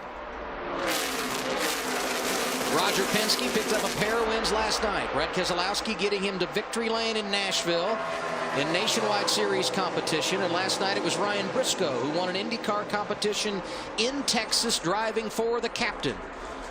He's never swept the weekend in the top 3 series of American motorsports, but right now looking good with 28 to go. Matt? If you look at the day that Kurt Busch has had at him, he recovered from that valve stem cap issue. It took him all day long, basically. Back on lap 156, he pitted for 4 tires and fuel. He was the lucky dog. Then he came back in 4 laps later, took on 4 tires and fuel again, and now Steve Addington continues to tell him, save fuel, save fuel. Remember, they've not been in a fuel mileage conservation situation yet as crew chief and driver, so he's not really sure when he's saving fuel how much he's really saving. Montoya now jumps in between the 2 Penske drivers. Whoa, look at Gordon get sideways there. Woo. I think the 17 got in the back of Gordon a little bit, and he drove off into the tunnel just to show him he was still there. Got a little away from him. I'm going to tell you, Hornish made a power move down there a minute ago, but that 42 car is coming. A couple of other drivers on the move. We told you that Hamlin and Busch restarted outside the top 10. This time by, they're running 9th and 10th. Busch in 9th, Hamlin in 10th. The lead for Hornish, 4/10 of a second that time by as Montoya continues aggressive, trying to get the runner-up spot. And Hornish's car is working really good down at 1. He goes in the 1 and cuts back across the racetrack and comes up off that corner straight. And that's where he made the move on the 2 car a minute ago, was down this little short chute and got him as they got to the tunnel. And he's got away from these guys because the 42 was right on his bumper going across the tunnel the previous lap. Well, yeah, they were also running side by side there for a little while. So see if the 42 has got anything right now. He makes a little ground up here in turn 3. The lead last time by for Hornish was 4/10 of a second. Let's see where Montoya is this time by. Right side of your screen, Tony Stewart goes around Kurt Busch for 3rd. But, we've seen it all day, too, Carl. The guy gets out front on these restarts, all of a sudden picks up a little bit of speed. It was 4/10 of a second. The advantage that time by again for Hornish. And we have a caution for debris. Denny Hamlin had gotten around Jeff Gordon and was up to 8th. And this is good for guys like Denny Hamlin and these guys, because now we go to the double file. So instead of being 10th in line, now they're 5th in line on the inside or outside. So it picks you up positions. It's a good thing when you're trying to catch up. And it's a best case scenario, Kyle, because you run 8 laps or so under green, you gain a few positions, then as you said, you tighten up the field, double file restart. So it's a very good opportunity for guys like Hamlin and Busch to get back in the game. And I'm sure Hornish didn't want to see that, and Montoya didn't want to see that, because that brings those guys to them, not them back to them. Remember when all those drivers, Busch and Hamlin among them, that came down and took fuel and no tires? When they did that, they came to pit road at lap 168. Boyer got tires, and he's picking up some positions, up to 15. Here's the reason for the caution. David Rudiman. Yeah, he probably got his tire cut on that deal. He made contact with the 31. Yeah, he did, and then it rolls off. Yeah. Hard to make it last when you want to go 2.5 miles and get to pit road at this place with a tire issue. 25 laps to go. Sam Hornish Jr. leads this race. He's one of 7 leaders here today. 13 lead changes. We've had 6 cautions for 21 laps. A nearly 2-hour delay at the beginning because of rain, but once we went racing, it's been gorgeous and been an interesting race, and the best yet to come. Stay with us. Target here on TNT. Strategy has been the name of the game here in the last 25 laps or so. We've seen a few different thought processes play out. And while we were away, a few drivers electing to come down pit road and get tires. And perhaps these drivers that you see on your screen that made their pit stop at lap 176 coming to get tires because they've seen it play out for someone else. Clint Boyer, when Denny Hamlin and those guys came down pit road, got tires, and it's paid off for him. Let's go to Ralph for more. Well, the crew with the 48, Chad Knaus and Jimmy Johnson, they were trying to decide, do we play it safe and just stay out on the track, try to get as many points as we can, or do we start going for the win, take 4 tires? They came down, took the 4, they're going after it, Matt. Ralph, Clint Boyer's team actually debated about hitting pit road again for tires. They decided to stay out, but Dale Earnhardt Jr., he hit pit road. He was back in the 26th position. Their game plan, do what the others didn't do. Since the leaders all stayed out, Marty, the 88 hit pit road for 4 tires. No changes for Junior. Well, Matt, how many times have we seen Jeff Burton have a top 5, top 10 car this year, only to have problems late in the race? The reason Jeff Burton pitted, he made contact with someone on the racetrack, knocked in the right front fender. They had to come bang that out, put on 4 brand new tires. He will go from the top 10 to restarting 26th. Phil? Marty, Juan Montoya came in on lap 163, put 4 tires on, so he has some of the freshest tires on the racetrack other than the guys that just came in this time. So he's up on the front row, going to restart second to Sam Hornish, and he has fairly fresh tires. Lap 163, his last stop for tires. There's too many strategies. You know, the funny part is these guys commit to a strategy, and not the funny part. They committed to a strategy, and then 10 laps later they had to commit to another strategy. And you don't want to be I'm glad I'm not a crew chief right now, because there's so much out there that these guys are focused on and trying to figure out that a strategy 25 laps ago may end up beating them. Yeah, I mean, you got, you know, Boyer, I think, is in a good position, but it's still, things have to line up perfectly for him. He's on good tires. But you got a lot of traffic in front of you. Hornish, the race leader, chooses the outside lane. Tony Stewart from third, trying to make a bonsai move on the inside. 3 wide for second. Boy, it's going to be real busy through there. Here comes Denny Hamlin driving to the inside. He's been the dominant race car here today. Has led more laps than anyone. Boy, the 39 gave the 42 a shot right there. Gonna get interesting here. Probably good. He did. He cleared third. And look, there's Hamlin right there in fourth. Sam Hornish Jr. had led 6 laps all season entering this race. He's led 7 today. Excuse me, 6 laps in his career. I'm gonna tell you, that Toyota runs up off that corner when he gets that thing rotated. When the 11 car gets that thing rotated in the middle and gets on the gas, it comes up off the corner.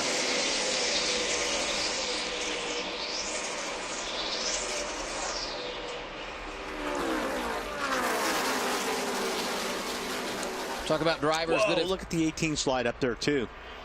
Taken advantage of opportunities today. Regan Smith inside the top 10 late in the race.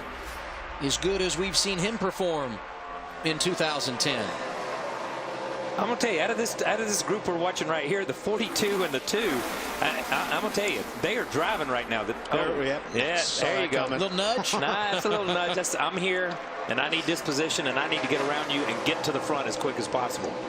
Oh, watch it! Kyle Busch sliding high. And the 11 tried this move a minute ago, and I thought he cleared him, but the 42 powered back by him down the straightaway. Well, the 39 dove down in there, and I think the 18 saw the 39 to his left and went to give him room and went sliding up the racetrack, and his brother was up there. And this is just, by these guys running 3 wide, those guys in front are really getting away. You see the separation there. They were right on each other's bumpers, and look how far the 42 and the 11 are in front of this pack, because you cannot run the times. These guys are losing a half a second to those guys in front of them right now. they just separated this pack. It's going to be tough for Kyle and those guys. I'm not saying they can't do it, but they got to drive back to get back in the race. Oh, hang on. Man, oh man, I can't believe he saved that. Smith did a good job right there. Boy, he stacked him up behind. Oh, my goodness. Clint Boyer now up to 11th. Ryan Newman trying to get by him. That's kicked Regan Smith outside the top 10. Yeah, well, he pretty much got kicked out of the top 10 on that move. And this is that cutoff right here where these guys are at, right at the end of the top 10. You got guys with 2 tires, you got guys that have been out there for 5 or 6 laps, and you got guys with brand new tires. So they're just, it's bottlenecking right there. You got to break through this pack to get to the next. A 55-second lap for Sam Hornish Jr. last time around, 0.3 of a second in front of Tony Stewart. Looked like Allmendinger may have popped the wall there off the corner. Like I said a little bit earlier, this is where these guys, you have to start getting aggressive. You have to start taking and giving, because you're running out of time. Like Kyle said, these guys are racing. As long as they're racing side by side, they're losing ground to the leaders. So you got to get aggressive in here. Yeah, there's 19 laps to go. They're running like there's 5 laps to go. You know what I mean? I mean, really, these guys are up on the wheel like there's 5 laps to go, because they see those guys in front of them driving away as they're racing.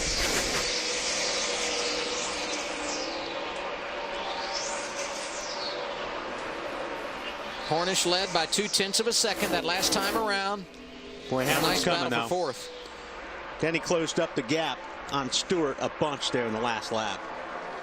And as he was doing that, his teammate doing the same on Montoya. Here's Kyle Busch into the tunnel turn. Busch in 5th. And here's the battle for the runner-up spot.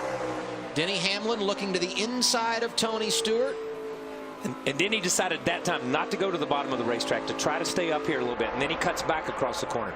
I've not seen anybody run that line, to go in on the patch and then turn across. Kyle Busch, though, able to make it work off turn 3 to the inside of Montoya. Nice job of setting him up off the corner of 3, out pull him down the straightaway and beat him into turn 1. Kyle Busch up to 4th. While we're watching everybody race right here with Montoya and Kyle, Montoya's on the crossover here trying to get back behind. But while you're watching this, you got to give a shout to Hornish. I mean, Hornish is there, and he's maintaining that. They're not driving and catching him. He's leading this race. Just ran his fastest lap of the race, did Sam Hornish. And he leads by 0.4 of a second. You see Kyle, as soon as Kyle gets around the 42, he puts 5 or 6 car lengths on him. And it's hard to understand that when you guys are watching. When you're watching at home, is, okay, that guy runs him down and he can't get around him, As soon as he gets around him, he can clear him and just drive off and leave him, because now Kyle can run the line. He wants to run and let his car do a lot of the work. And Hamlin needs to get around these guys because of that reason. That's right. Because his teammate's coming. So Denny can't mess around. I think he's the faster of these 3, obviously, but he's got to get past these guys cleanly, because Mr. Busch is going to be right there. That's what's so strange and what's so funny about David Strimmy in the wall. About cup racing right now is you can run somebody down, but catching somebody and passing somebody are 2 entirely different things, and it gets harder and harder in this at this level. You see, look at the run that he's got there. Just can't get far enough in 3 to be able to pull it off. Almost looks like an aerodynamic situation. Right when he gets up on the tail end, the push and the separation. It is, and part of it is that. You know, at the same time, it's your car wants to run a certain line. We've talked so much about having momentum and let these cars build up. When you have a gear rule, when you have some of the things, the spoiler with the drag, when you have a lot of this stuff, you need the whole racetrack. You need to let your car do it. And when the 14 is keeping the 11 pinched down on the bottom of the racetrack, he can pass him on good tires, but if he can't get back, and this is a good run right here. Yeah, side by side. Stewart slid up the track. He did. He pinched him down, but the problem was the 14 couldn't stay down. Yeah. And he slid up the track about a car length too high, and that let the 11 get by him. Now watch how fast the 11 drives away from the 14. The 14 was doing a great job of not so much as blocking, but making the 11 run his line. It's like when you hear basketball teams say, I'm going to make that team play my game. I can't play their game. I'm not a run and gun guy. I can't play that game. And that's what Tony was doing. He was making Denny drive his line and play his game. A basketball analogy for a basketball guy. Denny Hamlin loves hoops. And he's up to second right now, Marty. Indeed he is. And you know what Tony Stewart was also doing? He knew that Denny Hamlin has been tight for most of this day, so he's taken away the racetrack from Hamlin as he would go up the racetrack. This car for Denny Hamlin is undefeated, and he's been getting lap times from Tony Stewart trying to track everybody down. And you know what? In the August race here last year, he went from 19th to the win on the last run. In this race, he's trying to go from 15th to the win in the last run. Denny should make a living off passing cars here at Pocono, huh, guys? Joey Logano, his teammate, up in the top 5. All 3 Gibbs cars looking great here today. Marty pointing out how solid Denny Hamlin has been in the runner-up spot. 2 positions back is Kyle Busch, and we just documented Joey Logano into the top 5. And Denny's running a little bit of a different line through 3 and 4. I've seen guys go in on the bottom and run through the bottom, and guys go in on the top. But Denny's going in on the patch and then cutting left off the patch and trying to get a straight run down this front stretch. And he closes. He can close on Hornish down the straightaway. But Hornish's car is really working. And Phil reported earlier that Hornish is good on fuel, or so they think. But he last pitted at lap 160. So if anyone needs to be conservative here, it's Hornish. Hamlin does not. He pitted at lap 168, and they feel very good about where they are. And here, you know, Kyle, you hit on it. 77 works really good through turns 1. But Hamlin is really strong in 2. And then in 3, they're running 2 totally different lines, as you can see. But it's not enough for him to get beside Hornish coming out of 3. Except for that time. Except for that time. As soon as we say he didn't. Laps to go. But Hornish slipped a little bit. In defense, Hornish slipped a little bit. And that gave Denny just enough of a run on him to get by him. Hornish has been impressive, though. I'm going to say he is that. These last 10 or 15 laps have been impressive. But look how good he is through here. Yeah. Gets right up on him. Joe Gibbs Racing has combined to lead 104 of the 188 laps so far today. In fitting, Denny Hamlin would circle back to the front, and he's led more than anyone. Well, 11's good through the tunnel turn. Yeah, and you saw Hornish hit the curb right there, and you saw that thing jump up in the air. Used to, you could run across the curb. Now you got to stay off the curb. More on Hornish with Phil Parsons. Yeah, once Denny Hamlin drove by Sam Hornish, the spotter told him, hey, just figure out where he's better than you, where you're better than him, to make a move later on. Doing great. Keep those other guys behind you. Just stay up there with them and figure out where you can maybe make a move on them. But it looks now like Denny Hamlin's driving away. Yeah, Hamlin's definitely going to drive away. And I think, not sure if Kyle's got enough to even get to Denny at this point. Yeah, I'm with you. I don't think he does now, because we saw how long it took Denny to get around the 14 and the 77. You know, Kyle's got to catch him and get around him the same way, and I'm not sure, even if he catches him, that Tony's going to make him run his game and play his game if he catches Tony. As the drivers go through the tunnel turn, it will be 10 laps to go. Hornish's car is getting a little loose. You saw it get a little free there. He's losing all his time right there in turn 2. Yeah. And that's where these guys are taking advantage of him. Tony Stewart doing so here. He's the new man in second place. And here comes Kyle Busch. Denny Hamlin has won here 3 times, each time leading the most laps. Wow. And Denny's loving this. Yeah. And Denny's looking in the rearview mirror and loving this part. You do a slide. So Kyle. Yeah. Hornish is thinking, you do a slide job on me, I'll get you back on one here.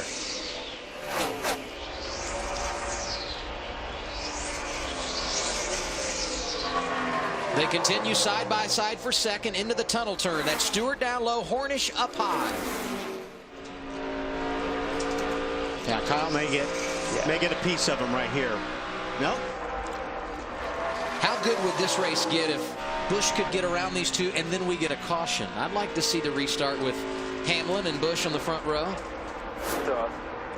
Whoa. That was pretty impressive right there. That was impressive. That was impressive.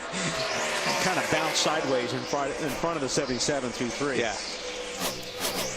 Talked about the great day for Joe Gibbs Racing. First, third, and fifth are Hamlin, Busch, and Logano. Joe Gibbs has never had all three of his cars finish inside the top 5 in a race, Marty. And for Kyle Busch, I talked to him earlier this morning. He said, you know, I want a top 10.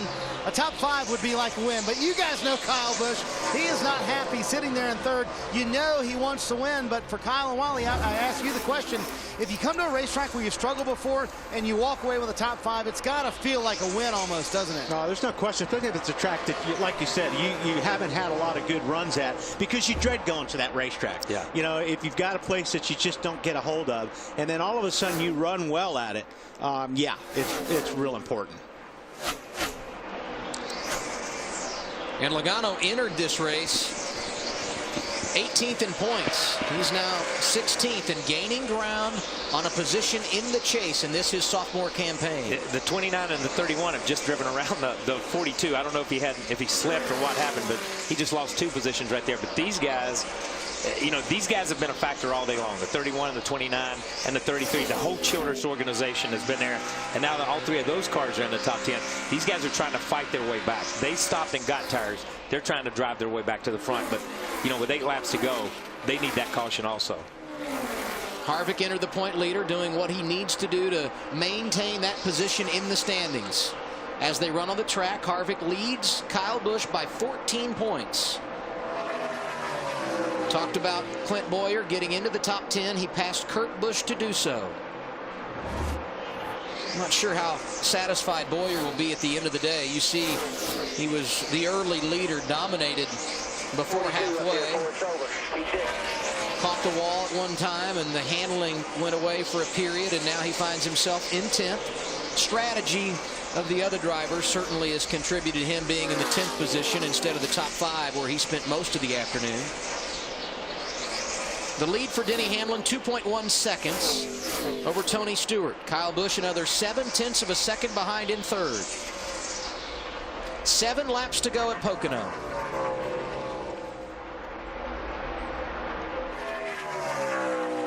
Denny's car got out in clean air, and it just took off, man. And you know, like we were talking about, Denny knows how to get around this racetrack. You look at what 8 starts, 3 wins, everything that he's done here, the poles, everything that he's done from the time he came here. We're just talking about Kyle Busch. Yeah, 18 just got in the wall right there. But we look at you talk about Denny's the driver that came here, loved the racetrack. Loved the racetrack, and the racetrack has rewarded him. Kyle came here, really didn't like the racetrack, and the racetrack didn't reward him. So Kyle's looking for that little bit of a reason to really like this place. Well, he's got a pretty good reason right now. Yeah, he does. Sitting in 3rd spot right there. The stress goes away when you're the race leader and you're out there in front of the pack by 2 seconds, doesn't it?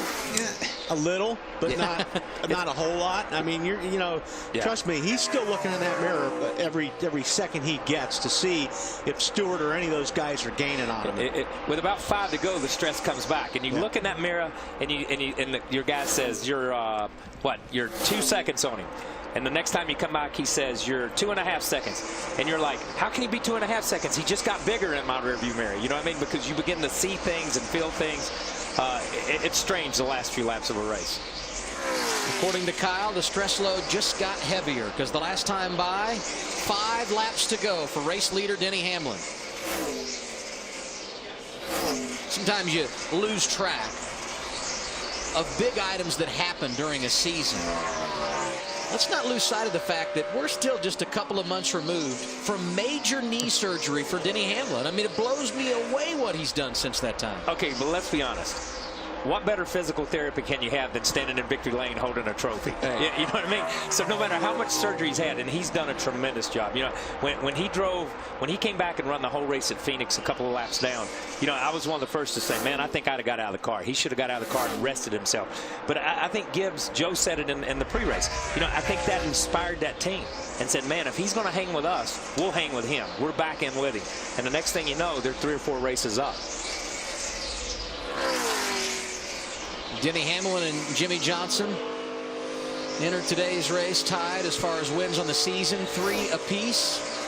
Look at that shot of him, how smooth he is through 1 and 2 down there. And we've been watching Harvick all day long, just saw on the wheel. You know what I mean? We saw Kyle saw on the wheel, and we saw Junior. But, I mean, Denny's just floating it in the corner, letting off and letting it go. Jimmy Johnson, two-time winner here at Pocono, to the inside of Jeff Burton. That for 7th. I think for some reason that 48 just has not been able to go after they get fresh tires. They're always better at the end of the run, but they lose so much time to the leader in the first 10 laps after a pit stop that it's hard to make up. Joey Logano trying to make his move up to 4th in the running order. 3 to go here. 3 laps remain.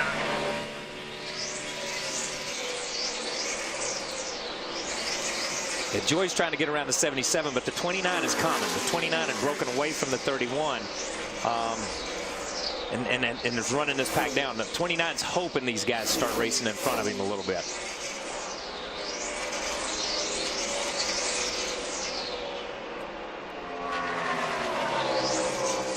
Kevin Harvick starting to gain some ground as well. He knows where Kyle Busch is, and he realizes every position important when you want to maintain your championship lead. Look at the run Logano's got on Hornish. Through the tunnel turn. Logano opens the door and trying to get up to 4th. Yeah, but watch the 29 gain on these guys now that they're running side by side. Look Especially on that 29. Keep it right up on them. Watch the 29, because the 29 was sideways coming up off the corner. So 29 lost all momentum. That is a momentum corner. We've talked about it. If you don't get up off 3, you cannot get down the straightaway.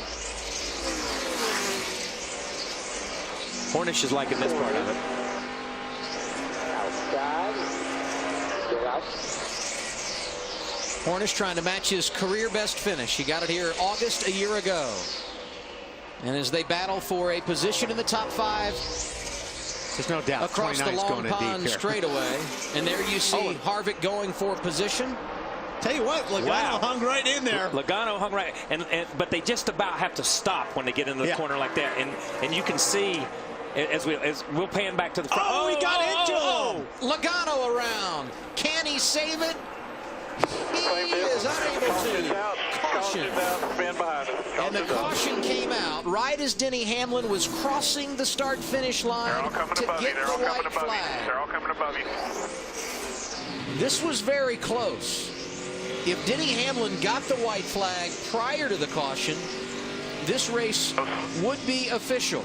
But we are getting word there will be a green-white checker. The caution had come out before Denny Hamlin had taken the white flag. Oh, how fun is this going to be? Larry? Hey, guys, think about the history between Joey Logano and Kevin Harvick. Go back to the Nationwide Series race at Bristol back in March. This is not the first episode between these two guys. Yeah, agreed. Yeah, that could have been avoided. That could have been avoided. I agree that there's history there, but even if there's history there, that was uncalled for. Yeah, that was not. Joey did absolutely nothing wrong in that position. This will give us a very good angle. Let's take a look here. That still could have been avoided. Yeah. That's a tough call. Raceway getting set to restart on what will be our 6th green-white checker finish in 2010. And remember, we get as many as 3 attempts at a green-white checker. Denny Hamlin will be the race leader when we get the green flag. And once he takes the white flag, we will not get another green-white checker. But if the caution comes out prior to Denny taking the white flag, we will reset the running order and try it again. We can do that 3 times. After the caution, or excuse me, after the white flag, the next flag will make this race official, whether it be a caution or, of course, the checker. This is going to be the most exciting first corner I was going to say, of the day. This is not something. You remember when you were asking about 5 laps ago, stress level go up? You forgot to throw this part in for the leader.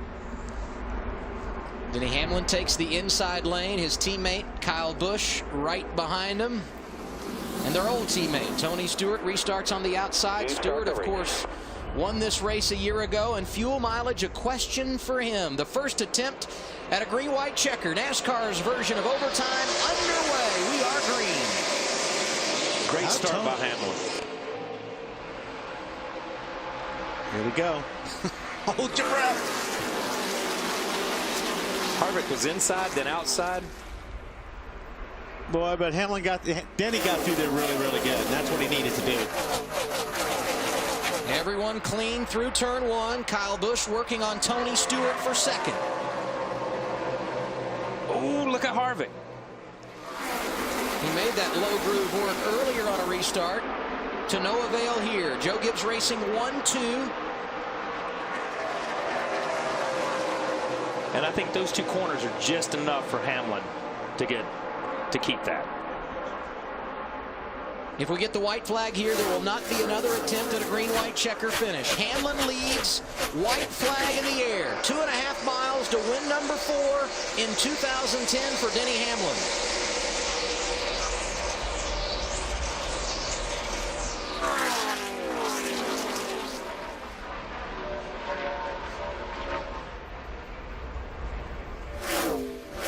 Harvick's car is just a little too free to run up on Tony. He got a little bit loose right there in the middle. Is Kyle weaving the car? He had been cutting it. Oh, big. This will be big. Casey, Greg Biffle involved. Mark Martin is there.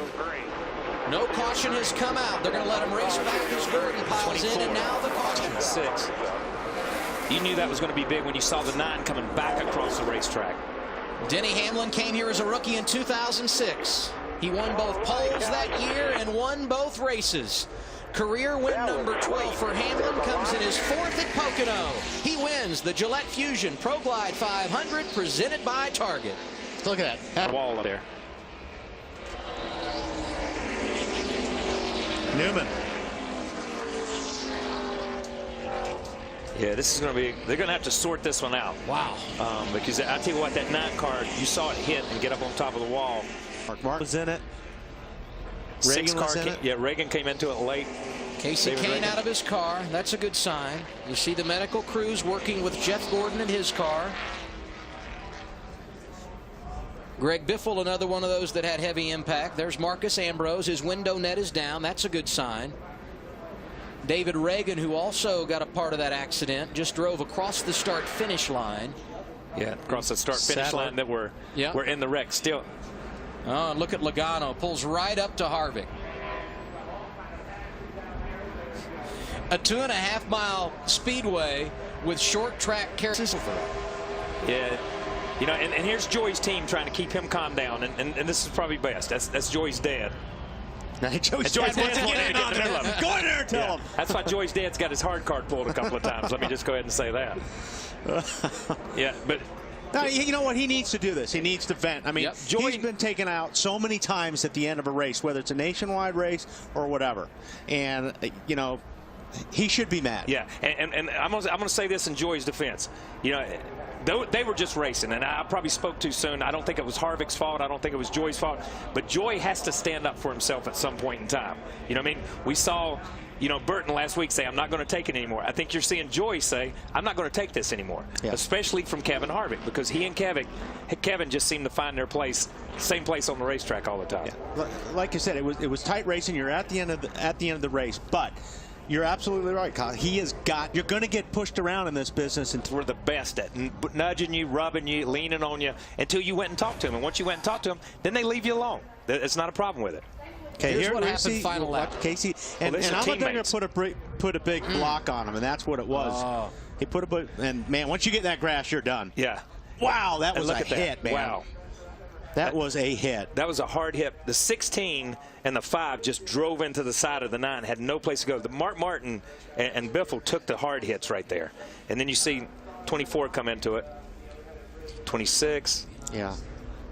Take another look here. Watch. You see Casey Kane, the Budweiser car. He's going to make a run, and Allmendinger is going to take him all the way to the grass on the block. Yeah, and I think Allmendinger, I think AJ felt like, okay, I'm this far down. He's not going to be there now. I mean, right in front of Mark Martin and Biffle. Who's that? Is that Truex in there too? Yeah, Truex is in there. Yeah. Here's a 39 that we saw come off of turn 3, just in the gas. Oh, Ambrose hit the inside guardrail a ton. A wild final lap crash. Joe Logano picked up some positions here and finished 13. Your race winner today, Denny Hamlin. We'll talk to him next.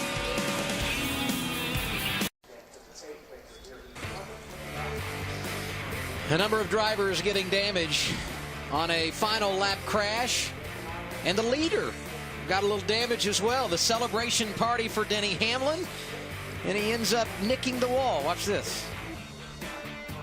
Yeah. Doesn't matter now, does That's it? pretty impressive right there, though, I'm going to tell you. That's a long burnout. Is there...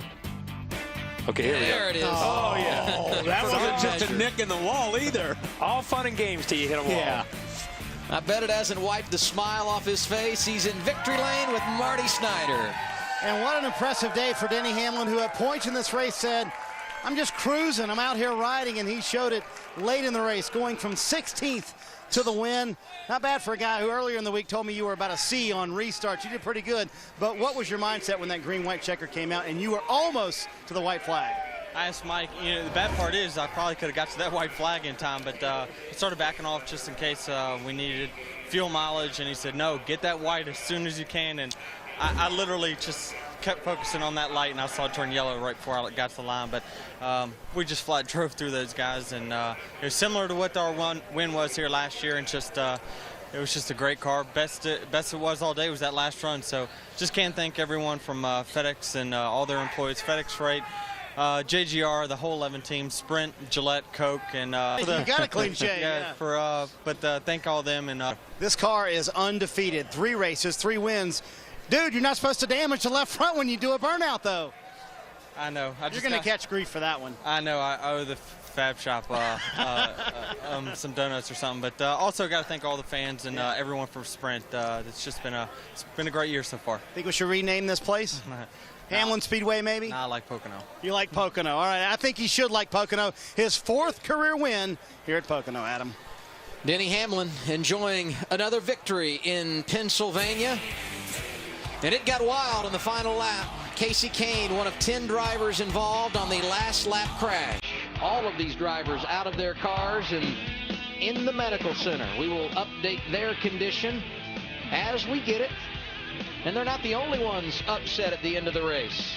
Joey Logano frustrated after he was turned by Kevin Harvick. We'll hear from Harvick when we roll on. You're watching NASCAR on TNT.